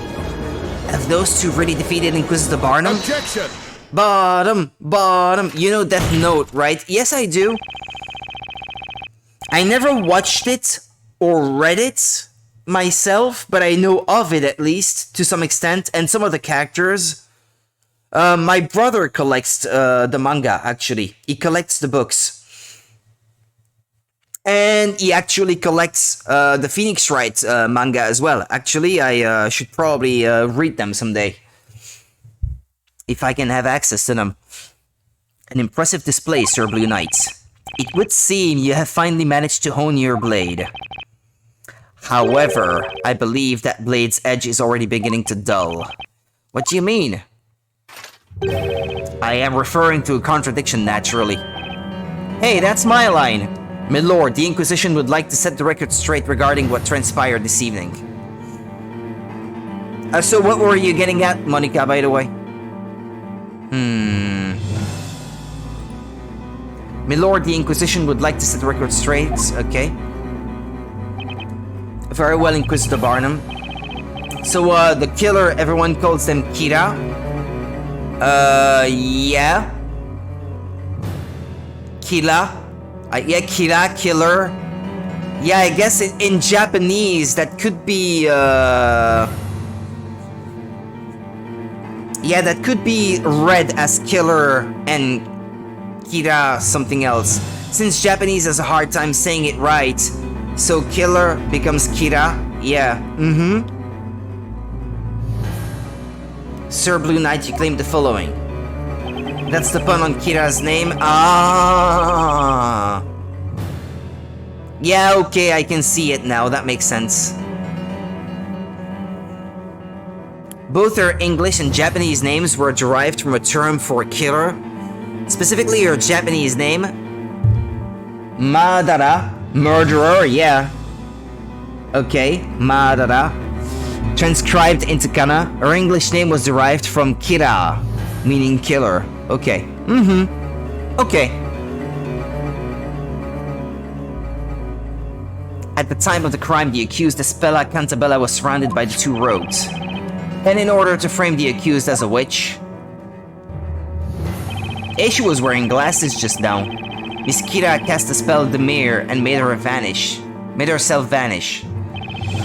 She then moved in closer to the victims, at which point she cast Ignace, thus causing the incident seen by our witnesses tonight. The name Kira was also used in other series for characters who murder. For example, it is an alias used by Layton Yagami, yeah, the main protagonist of the manga series Death Note, who kills people by writing their names in a peculiar book. This is on the page as well. Okay. Yeah, I thought Light Yagami, actually Kira. Well, that also means to sparkle in Japanese, Kira. Yeah, like the onomatopoeia, Kira Kira in Japanese is to sparkle. And to sparkle and light, well, the light, sparkling, there's also a link there, I think. Other than the fact that it can also be interpreted as killer. Well, that's the way I see it anyway. thus causing the incident seen by our witnesses tonight. Indeed, that does seem to be the claim. The problem is what happened next. There is a contradiction in the defense's account of Miss Kira's movements. Her Italian name, Lea, is the feminine of the word reo, which means culprit in Italian. Her Spanish name, Malva, is also a short form of the word malvada, which means evil in Spanish. Her Dutch name, anemone, translates to anemone, which is a type of flower. Anemone. There is a contradiction in the defense's account of Miss Kira's movements. A contradiction in her movements? Dutch being the odd man out. I don't know, maybe there is a meaning to the flower itself? You know the language of flowers?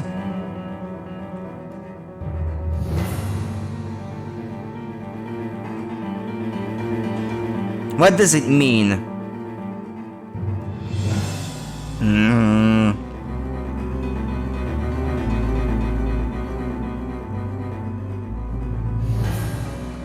Now, in flower love language, it represents intense love, perseverance, affection, as well as trust. Okay, well, never mind.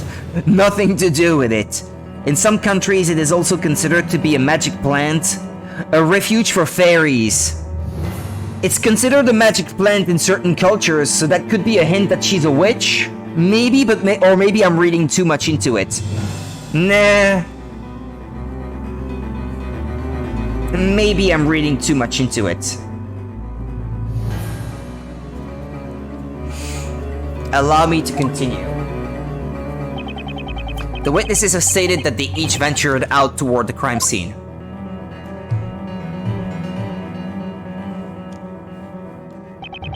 Which is when Miss Kira, the witch, made her way to this point, which is while still invisible. When she arrived at said spot, she then cast a mirror and reappeared to join the other witnesses. And there you have it. That is accurate, isn't it, Sir Blue Knight? That's correct. Then Mr. Emir heard her call his name. Well, then I have but one question that I would like you to answer. Why would a witch... What do you mean? Supposing Miss Kira were a witch, surely she would not have made the conscious decision to reappear when she did. On the Danish, it's anemone, which is Greek for wind and symbolizes life's positive energies. Okay. Oh, there's a Danish translation of this game, actually? I did not know. One would imagine she would remain hidden and flee the crime scene. Quite right, that's what I'd do if I was a witch. Given that point, there would be no viable reason for her to recite the incantation, in other words. No? Sorry, I misunderstood what you meant then.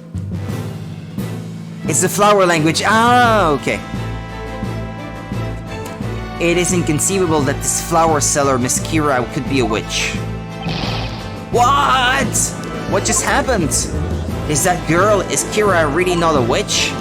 Inquisitor Barnum just turned this entire trial right around. Just what I'd expect from Labyrinthia's Sword of Justice. Bottom, bottom, bottom. Cause she's laughing. Look at her, how evil she looks. That's right! You all heard it! It's just as Inquisitor Barnum said. Me, a witch. The idea is laughable. Not good. She's completely bounced back onto her feet. Oh, we were so close too. I can't believe Inquisitor Barnum. Can't he see it? You just have to take one good look at her. It's obvious she's a real witch here. Remember, Mr. Wright, at times like this, a cool head will prevail. Depending on the color of the flower, the meaning changes, but she has white ones, so, well, I don't think they're anemones, those that she has, so... I don't know. It's a purity thing when it's white. Remember, Mr. Wright, at times like this, a cool head will prevail. Mr. Layton, I'm sure you have had to fight your way out of circumstances such as these many times before. This situation is no different. As a defense attorney, what would you usually do at such a time? What would I usually do? Of course, there's only one thing that can get me out of a situation like this. I've got to flip this case on its head and think outside the box. It would seem the defense has nothing further to add. Hey, don't decide that for me. Why, of course, that's because everyone knows the truth. They know that girl right there is the real witch. That settles it then. Go ahead and deliver your verdict, Objection! milord.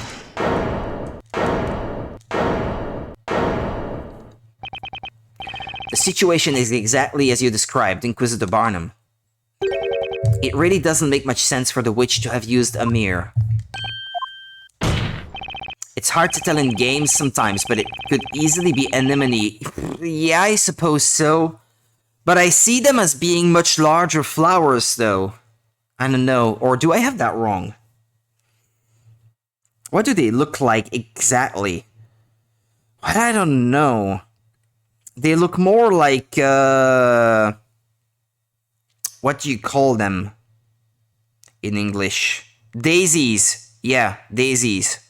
I would say they look more like daisies, but well, like you said, it's true that it can be hard to tell.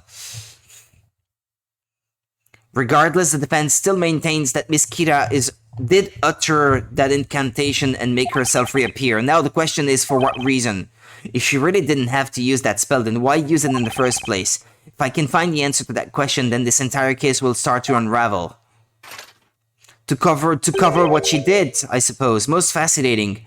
Very well, allow us to hear this theory of yours. Tell the court why it was necessary for the witch to appear at the crime scene. Well, we're still in the game once you eliminate the impossible. Whatever remains must be the truth. The reason Miss Kira reappeared at the scene of the crime was to cover up her crime. I can't think of any other possibility. Me neither. This has to be the answer. Isn't it obvious she was trying to cover up her own crime? Oh, is that right? Tell me, why would she do that? Well, just give me a minute. I'm getting to that part. That will not be necessary, Sir Blue Knight. Huh? Think about it. What would she have to hide? If no one could have seen her to begin with. You heard the good Inquisitor. It's quite a big change from how she looked before, actually. Yeah!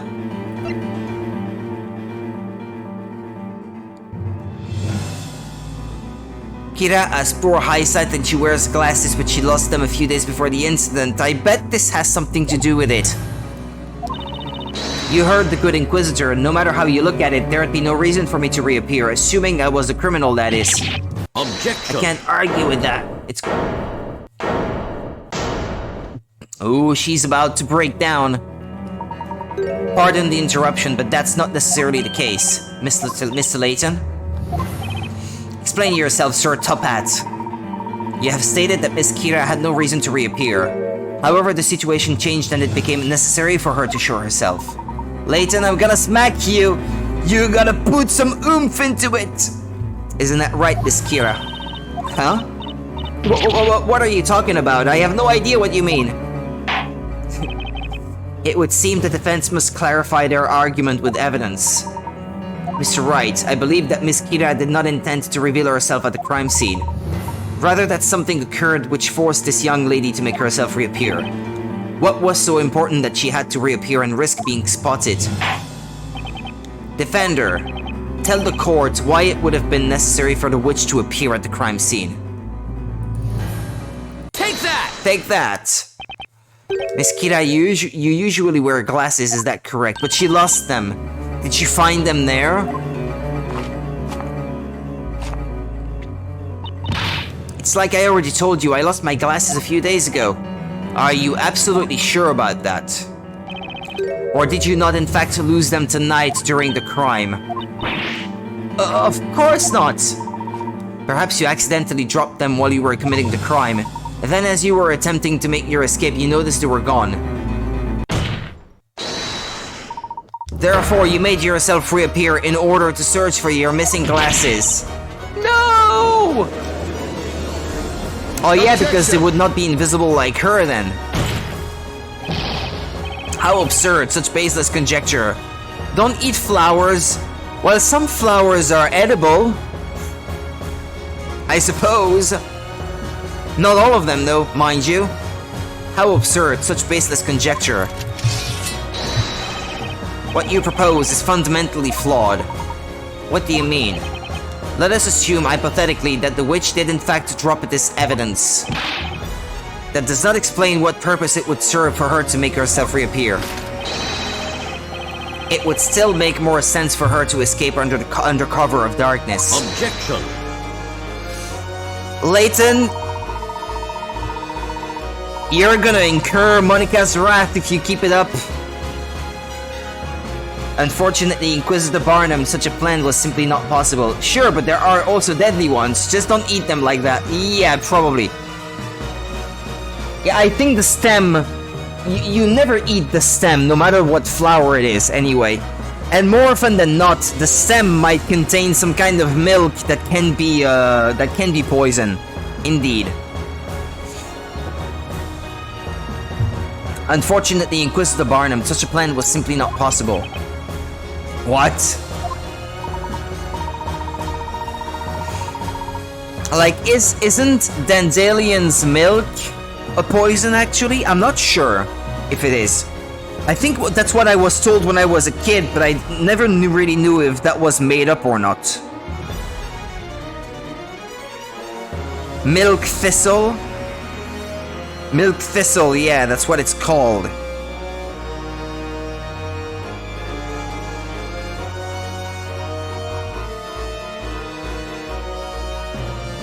Ah, no, it's not poisonous, apparently. Not to humans, anyway. Okay. Huh.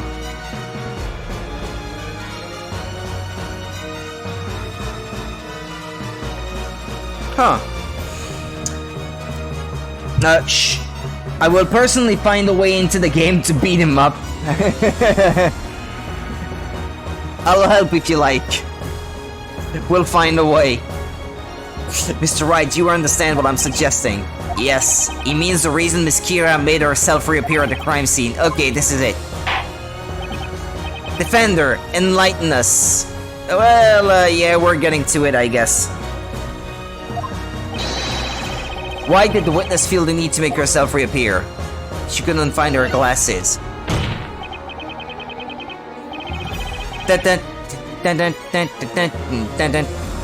The answer is simple, Your Honor. She couldn't find her glasses.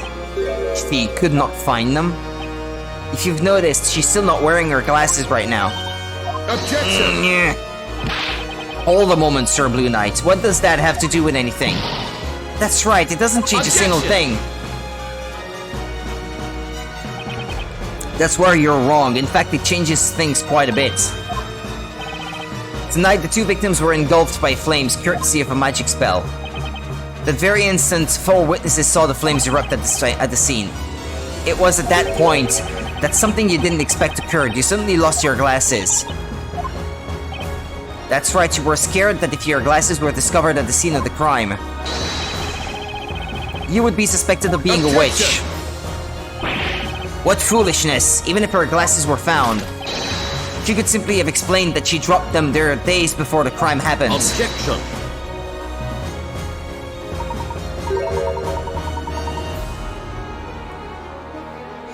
I'm afraid that is not a possibility, Inquisitor Barnum. What did you say? If you recall, it had been raining quite heavily at the crime scene beforehand. Had she stated that she dropped her glasses before the crime, then naturally one would expect the glasses to be soaked in water and covered in mud. However, the rain had already stopped at the time of the crime itself was committed. In other words, one look at the pair of clean, dry glasses would reveal she had dropped them later, thus implicating her as the witch. I should have known I was perfecting my rainfall rending technique in the forest. And not once during the rainfall did I see that flower maiden traveling along a nearby path. That's not all. In order to frame Miss Cantabella as the witch, You needed to leave the witch's scepter behind at the scene of the crime. I see, that would be the most definitive evidence that she is a witch. The objective here was to have somebody else discover the staff at the scene. Alas, that person was I. However, no doubt you came to realize that one can deduce which spells were used simply by examining the magic gems on the scepter. In this case, one can see that the witch must have used the mirror to vanish from sight and make her escape. That's why, Miss Kira, you were left with no option but to reappear at the crime scene. That was the only way for you to avoid suspicion if someone were to discover your glasses at the crime scene. By reappearing, you'd be able to explain that you simply dropped your glasses when you rushed to see what had happened.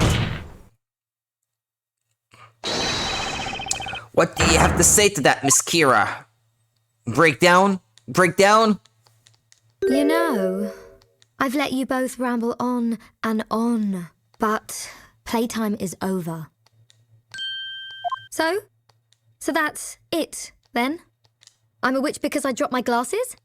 I must have said it how many times now? I lost my glasses days ago. Were you even listening? I'll say it again. If we could... Over 1,000,000 times! I lost my glasses, I lost my glasses! Do you like evidence, Sir Defender? Do you love proof, Sir Top Hat? Then prove I dropped my glasses at the crime scene. Ha! You can't prove it! She doesn't... In other words... She doesn't sound crazy enough. Lose. I think the performance of the actress is too feeble in this case. It should be way over the top, in my opinion. Just looking at her eyes, this is not how I expect her to do it. At the worst possible timing, the internet went down. Oh no! I'm sorry, Monica. No. You're back though. Can you watch? I think we're almost over, and I will end the stream after this trial is over anyway. That is correct. Proving such a thing would indeed be impossible. To prove that the witness dropped her glasses at the crime scene, it was a split second, but man, okay. What say you, Inquisitor Barnum? This indeed a question of proof, my lord. These glasses have been missing from the very beginning. These Knights of the Inquisition found no trace of these glasses anywhere near the crime scene. I know. Therefore, this witness cannot in any way be accused of being a witch. It cannot end like this, and there is only one way that I can prove it. So where are the glasses now? I think I know. You heard the man. But we were so close! That girl is a witch! Can't anyone else see that? What should we do, Professor? He's guessed it too. Well, it would seem the young lady has finished what she had to say. Wouldn't you agree, Mr. Wright? Yes, it certainly looks that way, Mr. Layton. What's with that face? Did you find something funny here? I kinda spoiled myself. It is as you said, Inquisitor Barnum. Explain. The defense raises just one further question. Why were you unable to find those glasses? Layton has already solved this puzzle. Yeah. What do you mean? You must have searched the area quite thoroughly looking for them. And yet even now the Knights have been unable to locate those glasses. Did you ever wonder why? Yes, that has become quite the mystery. Surely they must be around somewhere. The glasses were lost to the wolves, that is the only explanation. There is still one remaining place that you have not searched tonight. Huh? What did you say? The glasses were supposedly not found at the crime scene, leaving only one other possible place. What is this? You two. Have at you, Sir Blue Knight. Draw your blade and reveal to the court where the glasses are supposedly hiding. It looks like I've somehow managed to make it through my first witch trial. A wolf took them, it's wearing them right now. And that would actually be quite funny. It all comes down to this, the final piece of evidence. Time to clear up this case once and for all. I'll leave the rest in your capable hands, Mr. Wright.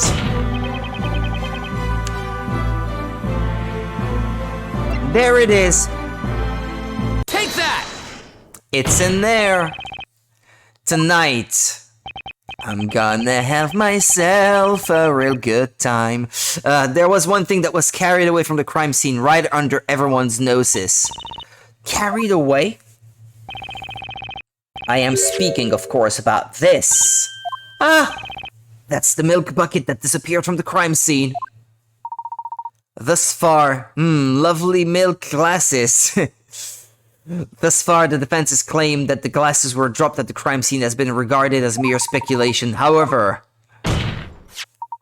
if Miss Kira, we find your glasses within the contents of this milk bucket, then our mere speculation will suddenly become fact. What manner of witchery? What are you talking about? You're crazy! Just crazy! No way could my glasses be inside that stupid bucket. That's just impossible. How about we quit with the speculation and actually find out? What do you say, Inquisitor Barnum? Drink the milk! It's the only way. That'll just waste the court's time. Don't listen to them! Don't! It is mandated that the Knights of the Inquisition investigate any and all possibilities during the course of a trial. Milord, the Inquisition requests that this milk bucket be searched immediately. Drink! Drink! Drink! Drink! Very well.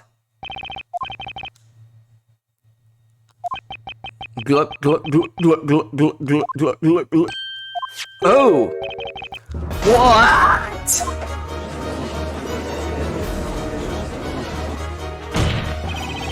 Miss Kira, as you can see, your glasses have been found inside the milk bucket. The truth is out. Nothing you say can change that now. Which leads us to the next question. Specifically, a question of when. When did you drop your glasses into the milk bucket? What? Why is this happening? This whole thing is ridiculous. The judge himself is just arm deep in the bucket of milk? I suppose so.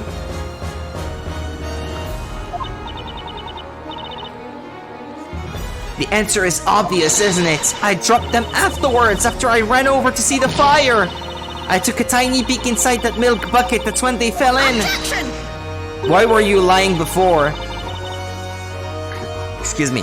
Don't be stupid, child. Snowy and I were at the scene first. We made sure to take that milk bucket before anyone else could get their grubby little hands on it. We weren't going to let a single soul get anywhere near that sweet, creamy bucket of deliciousness. You can bet my farm on that.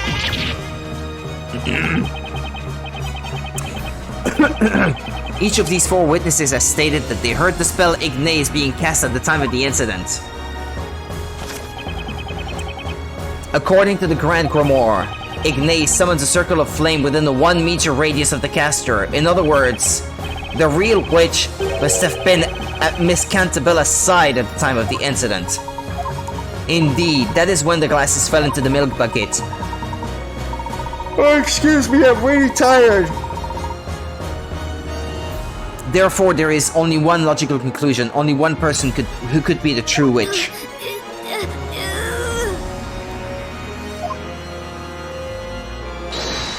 Miss Kira, you are the real witch.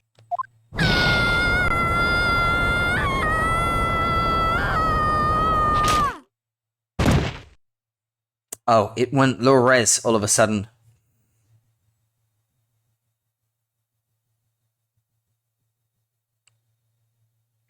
Now for the horrible part, I guess. What a very strange trial this has been. From the very beginning, we have all paid witness to a most unusual set of circumstances.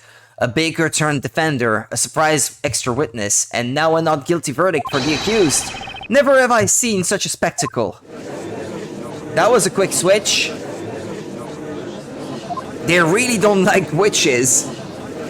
Is this really happening? The girl inside the cage, you mean she's a real witch? But what about that Espella Cantabella girl? Miss Kira. Tell us Luke, OMG. Why were you trying to frame Miss Cantabella? You could easily have escaped the crime scene without a trace. There was no reason to frame anyone. I can't see over the desk. This crime was a result of Considering the nothing but your spectacle that's about to overwhelming unfold, it's intent. probably best that the child does not see what's about to unfold. This crime was a result of nothing but your overwhelming ill intent. To frame a person as a witch is to condemn that person to death by fire. Surely you must know this. So why Espella Cantabella? Do you have any idea what it feels like to be a witch? What it feels like. I didn't ask for this. I didn't ask for these powers, but I have them. And now here I am, begging for my life. I was living such a peaceful life until now. Selling flowers, getting Loves scolded me, by my loves boss me for not, selling enough of loves them. me, loves me not, loves me, loves me not, loves me. Does she actually run out of petals? Ah yeah, okay. It loops.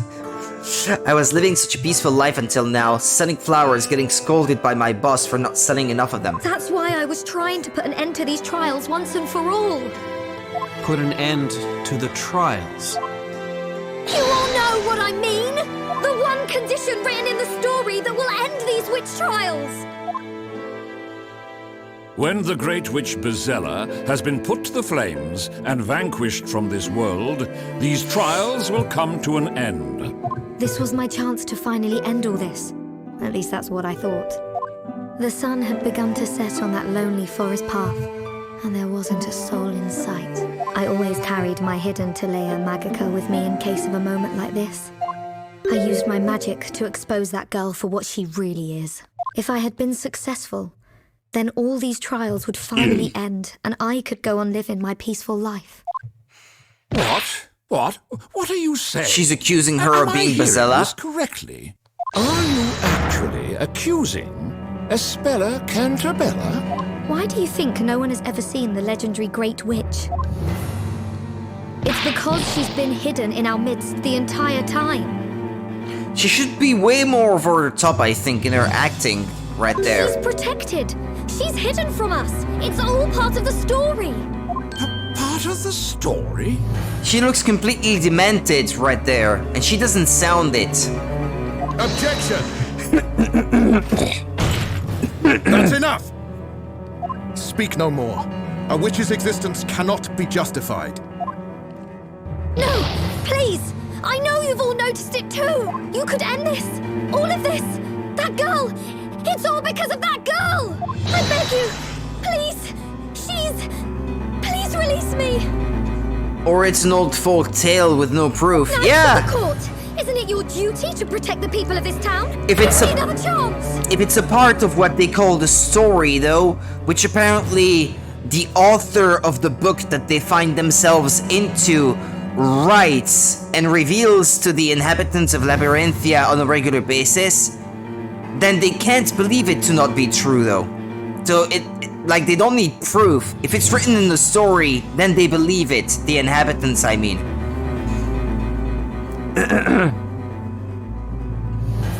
Don't know if this is something that maybe was made clear when you were watching the stream, Monica.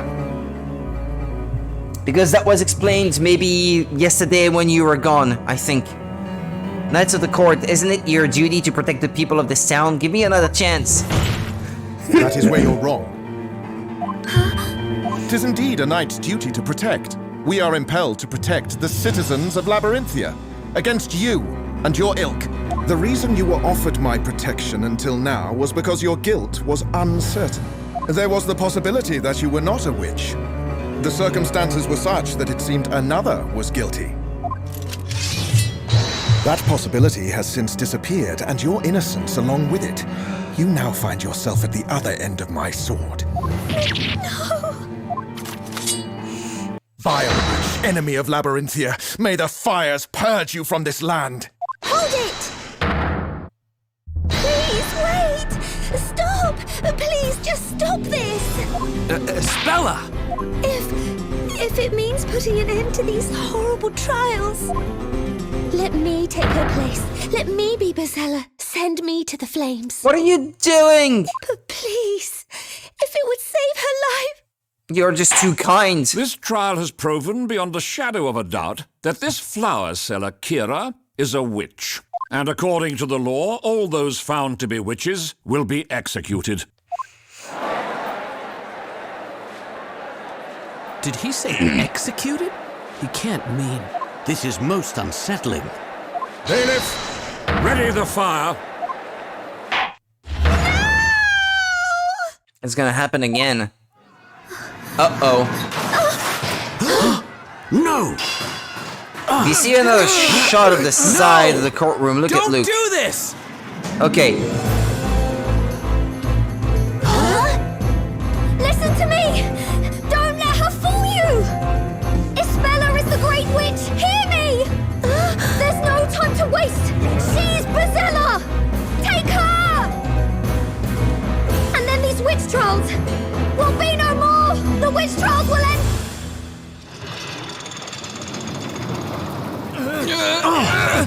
It's horrible.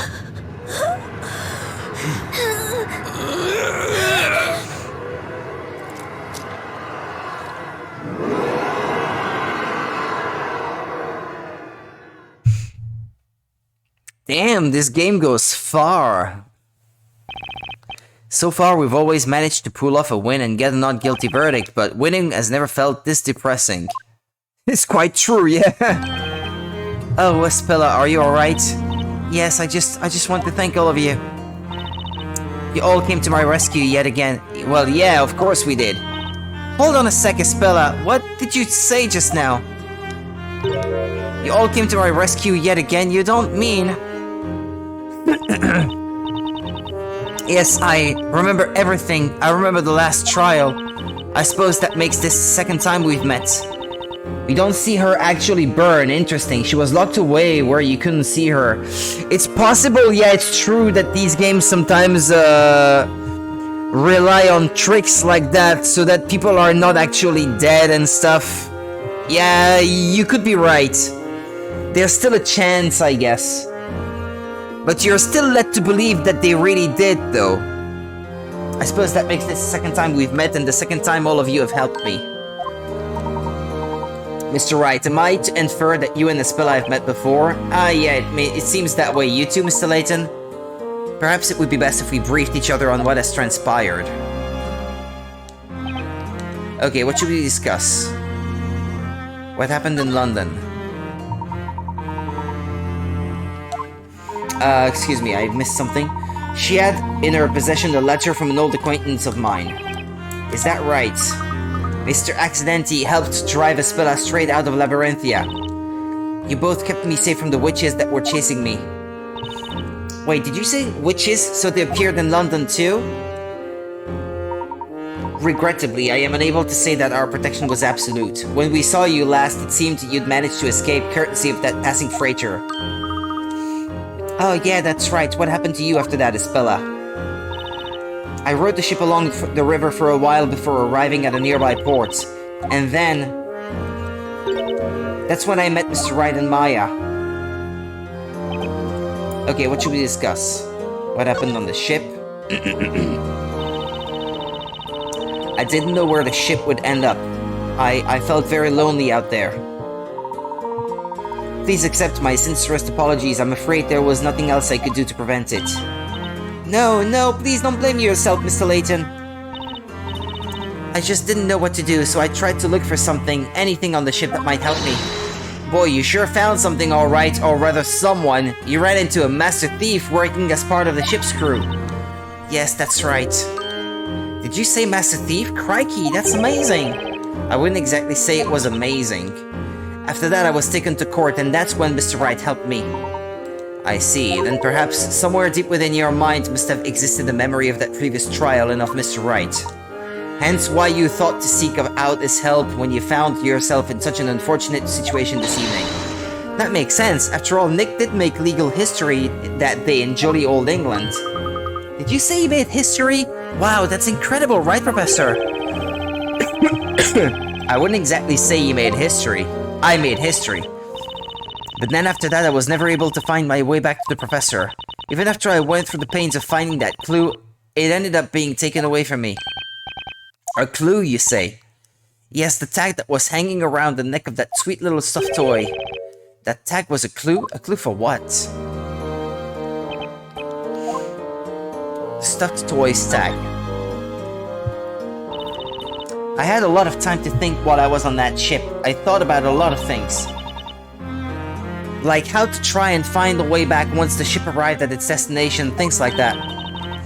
Find the way back? A way back to Mr. Layton and Luke. They were the only ones I knew I could depend on to help me. The pleasure was ours, Espella. But no matter how hard I tried, I couldn't remember the name of the town where they lived. Huh, you mean London, Espella? Oh, that's it, London. It's what was written in Carmene's letter to Mr. Layton. The blue teddy bear I found in that room was wearing a tag around its neck. Sorry, Espella, but PC Badger looks nothing like a teddy bear. On the tag in very small letters was written London. I recognized the name of the town. I thought it might be an address. That's because that stuffed toy was used in a special promotion run by the London Metropolitan Police. What are you showing me, Monica?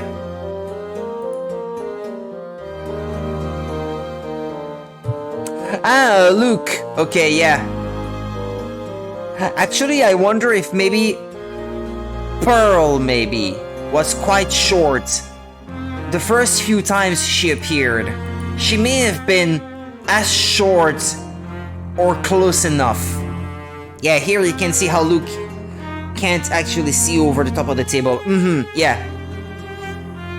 Oh, that's right. Thank you for sharing, by the way. Espella, you must have known that address was super important, so that's why you kept the tag, right? That way you could meet up with Mr. Layton and Luke again. I just felt so lonely and helpless. I wonder though, who do you think really did it?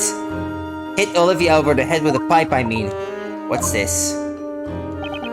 Oh yeah, I guess we never did find out who the real culprit was. I do believe that may have some connection to the group of witches. What? You mean the witches that were chasing us through London? Indeed, it could be that they noticed your escape onto that ship and managed to infiltrate their own way aboard. Could it be? So you're saying there was some big scary witch lurking around the inside of that cargo hold? I'm afraid there is a rather high possibility that was the case. Those witches were intent on seeing you brought back to Labyrinthia no matter what. However, in order to do so, they had to make certain you did not become entangled in any situation that may stall your capture. No TV, I don't want you to turn off in 5 minutes.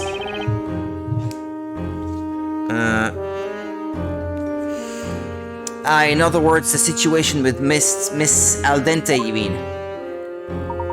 Precisely.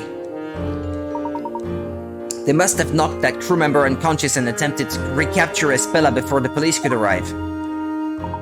However, their plan was clearly foiled, given that you ended up in court regardless.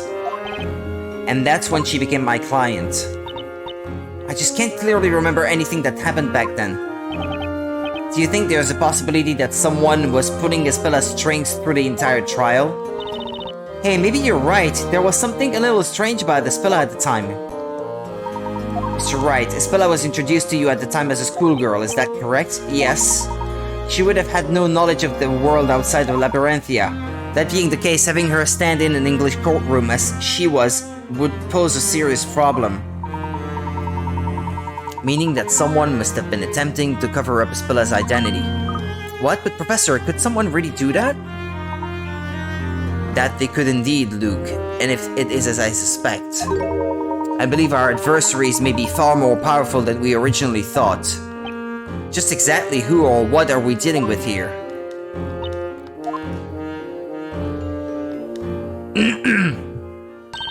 Hey guys, let's head back to the bakery for now.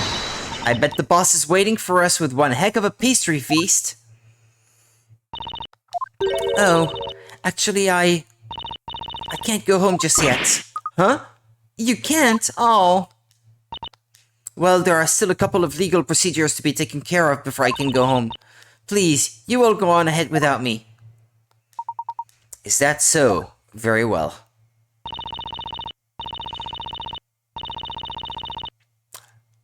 A lady's wish is a gentleman's command.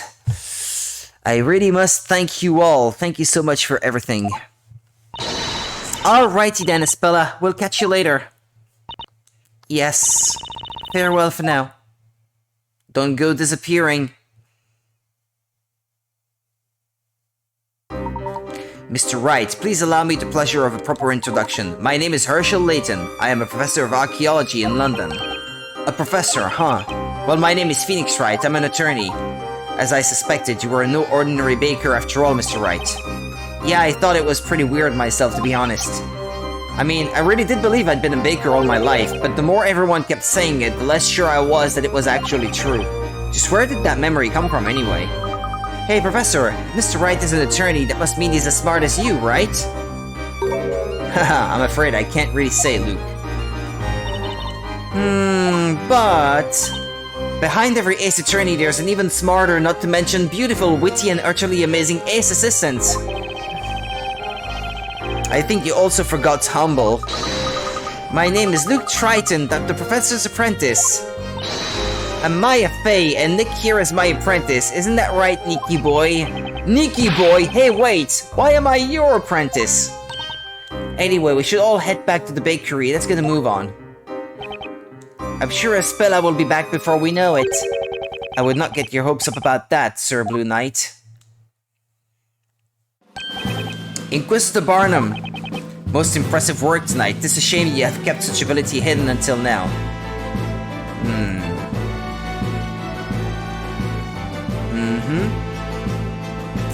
Most impressive work, blah blah blah blah blah. Trust me, Nick.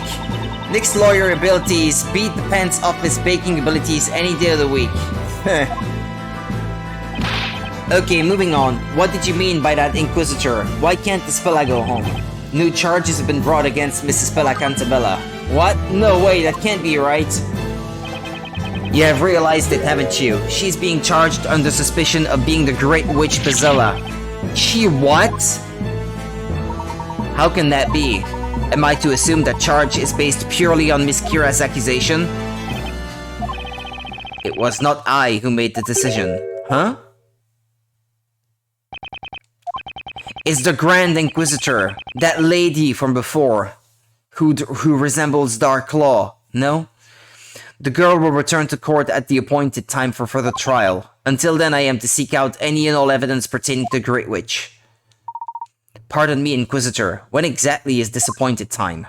The investigation into this allegation will conclude on the day of the Storyteller's next parade. That would be 2 weeks from today. Following our investigations into the matter, the trial of the Great Witch shall proceed. What the? It would appear the girl has been withholding a dark secret from you all. Espella Cantabella's questioning is set to begin shortly. That means visiting hours are over. I recommend you leave immediately.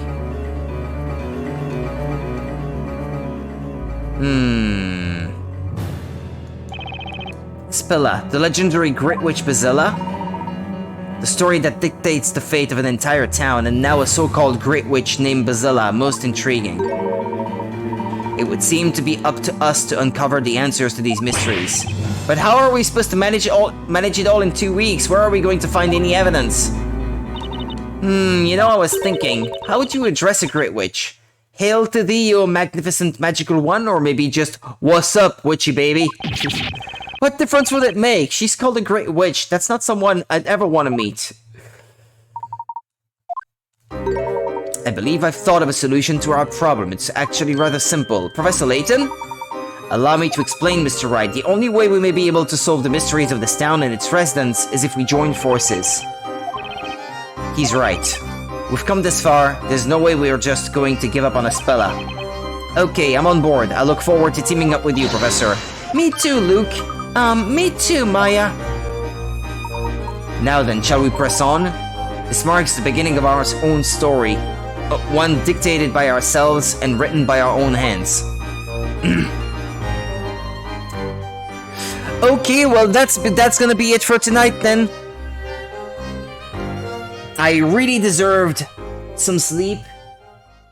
It's 11 PM actually. I lost some picards because I got a penalty earlier. Dun, dun, dun, dun, dun, dun. Do you want to save? Yes, please. You're very welcome, Monica. Thank you for being there. I had a great time tonight. Thank you for bringing your good vibes to the stream as usual. I wish you the best of nights. Sweet dreams. Take care of yourself. If you have classes tomorrow, have a good day tomorrow. And hopefully I get to see you tomorrow night. I am on night shifts all week, so I will be able to stream in the evening until just around 10 p.m. every evening, at least until Thursday. So just in case. So take care of yourselves. See you next time and have a good one. Mwah. See you. Take care. Bye-bye. Like this.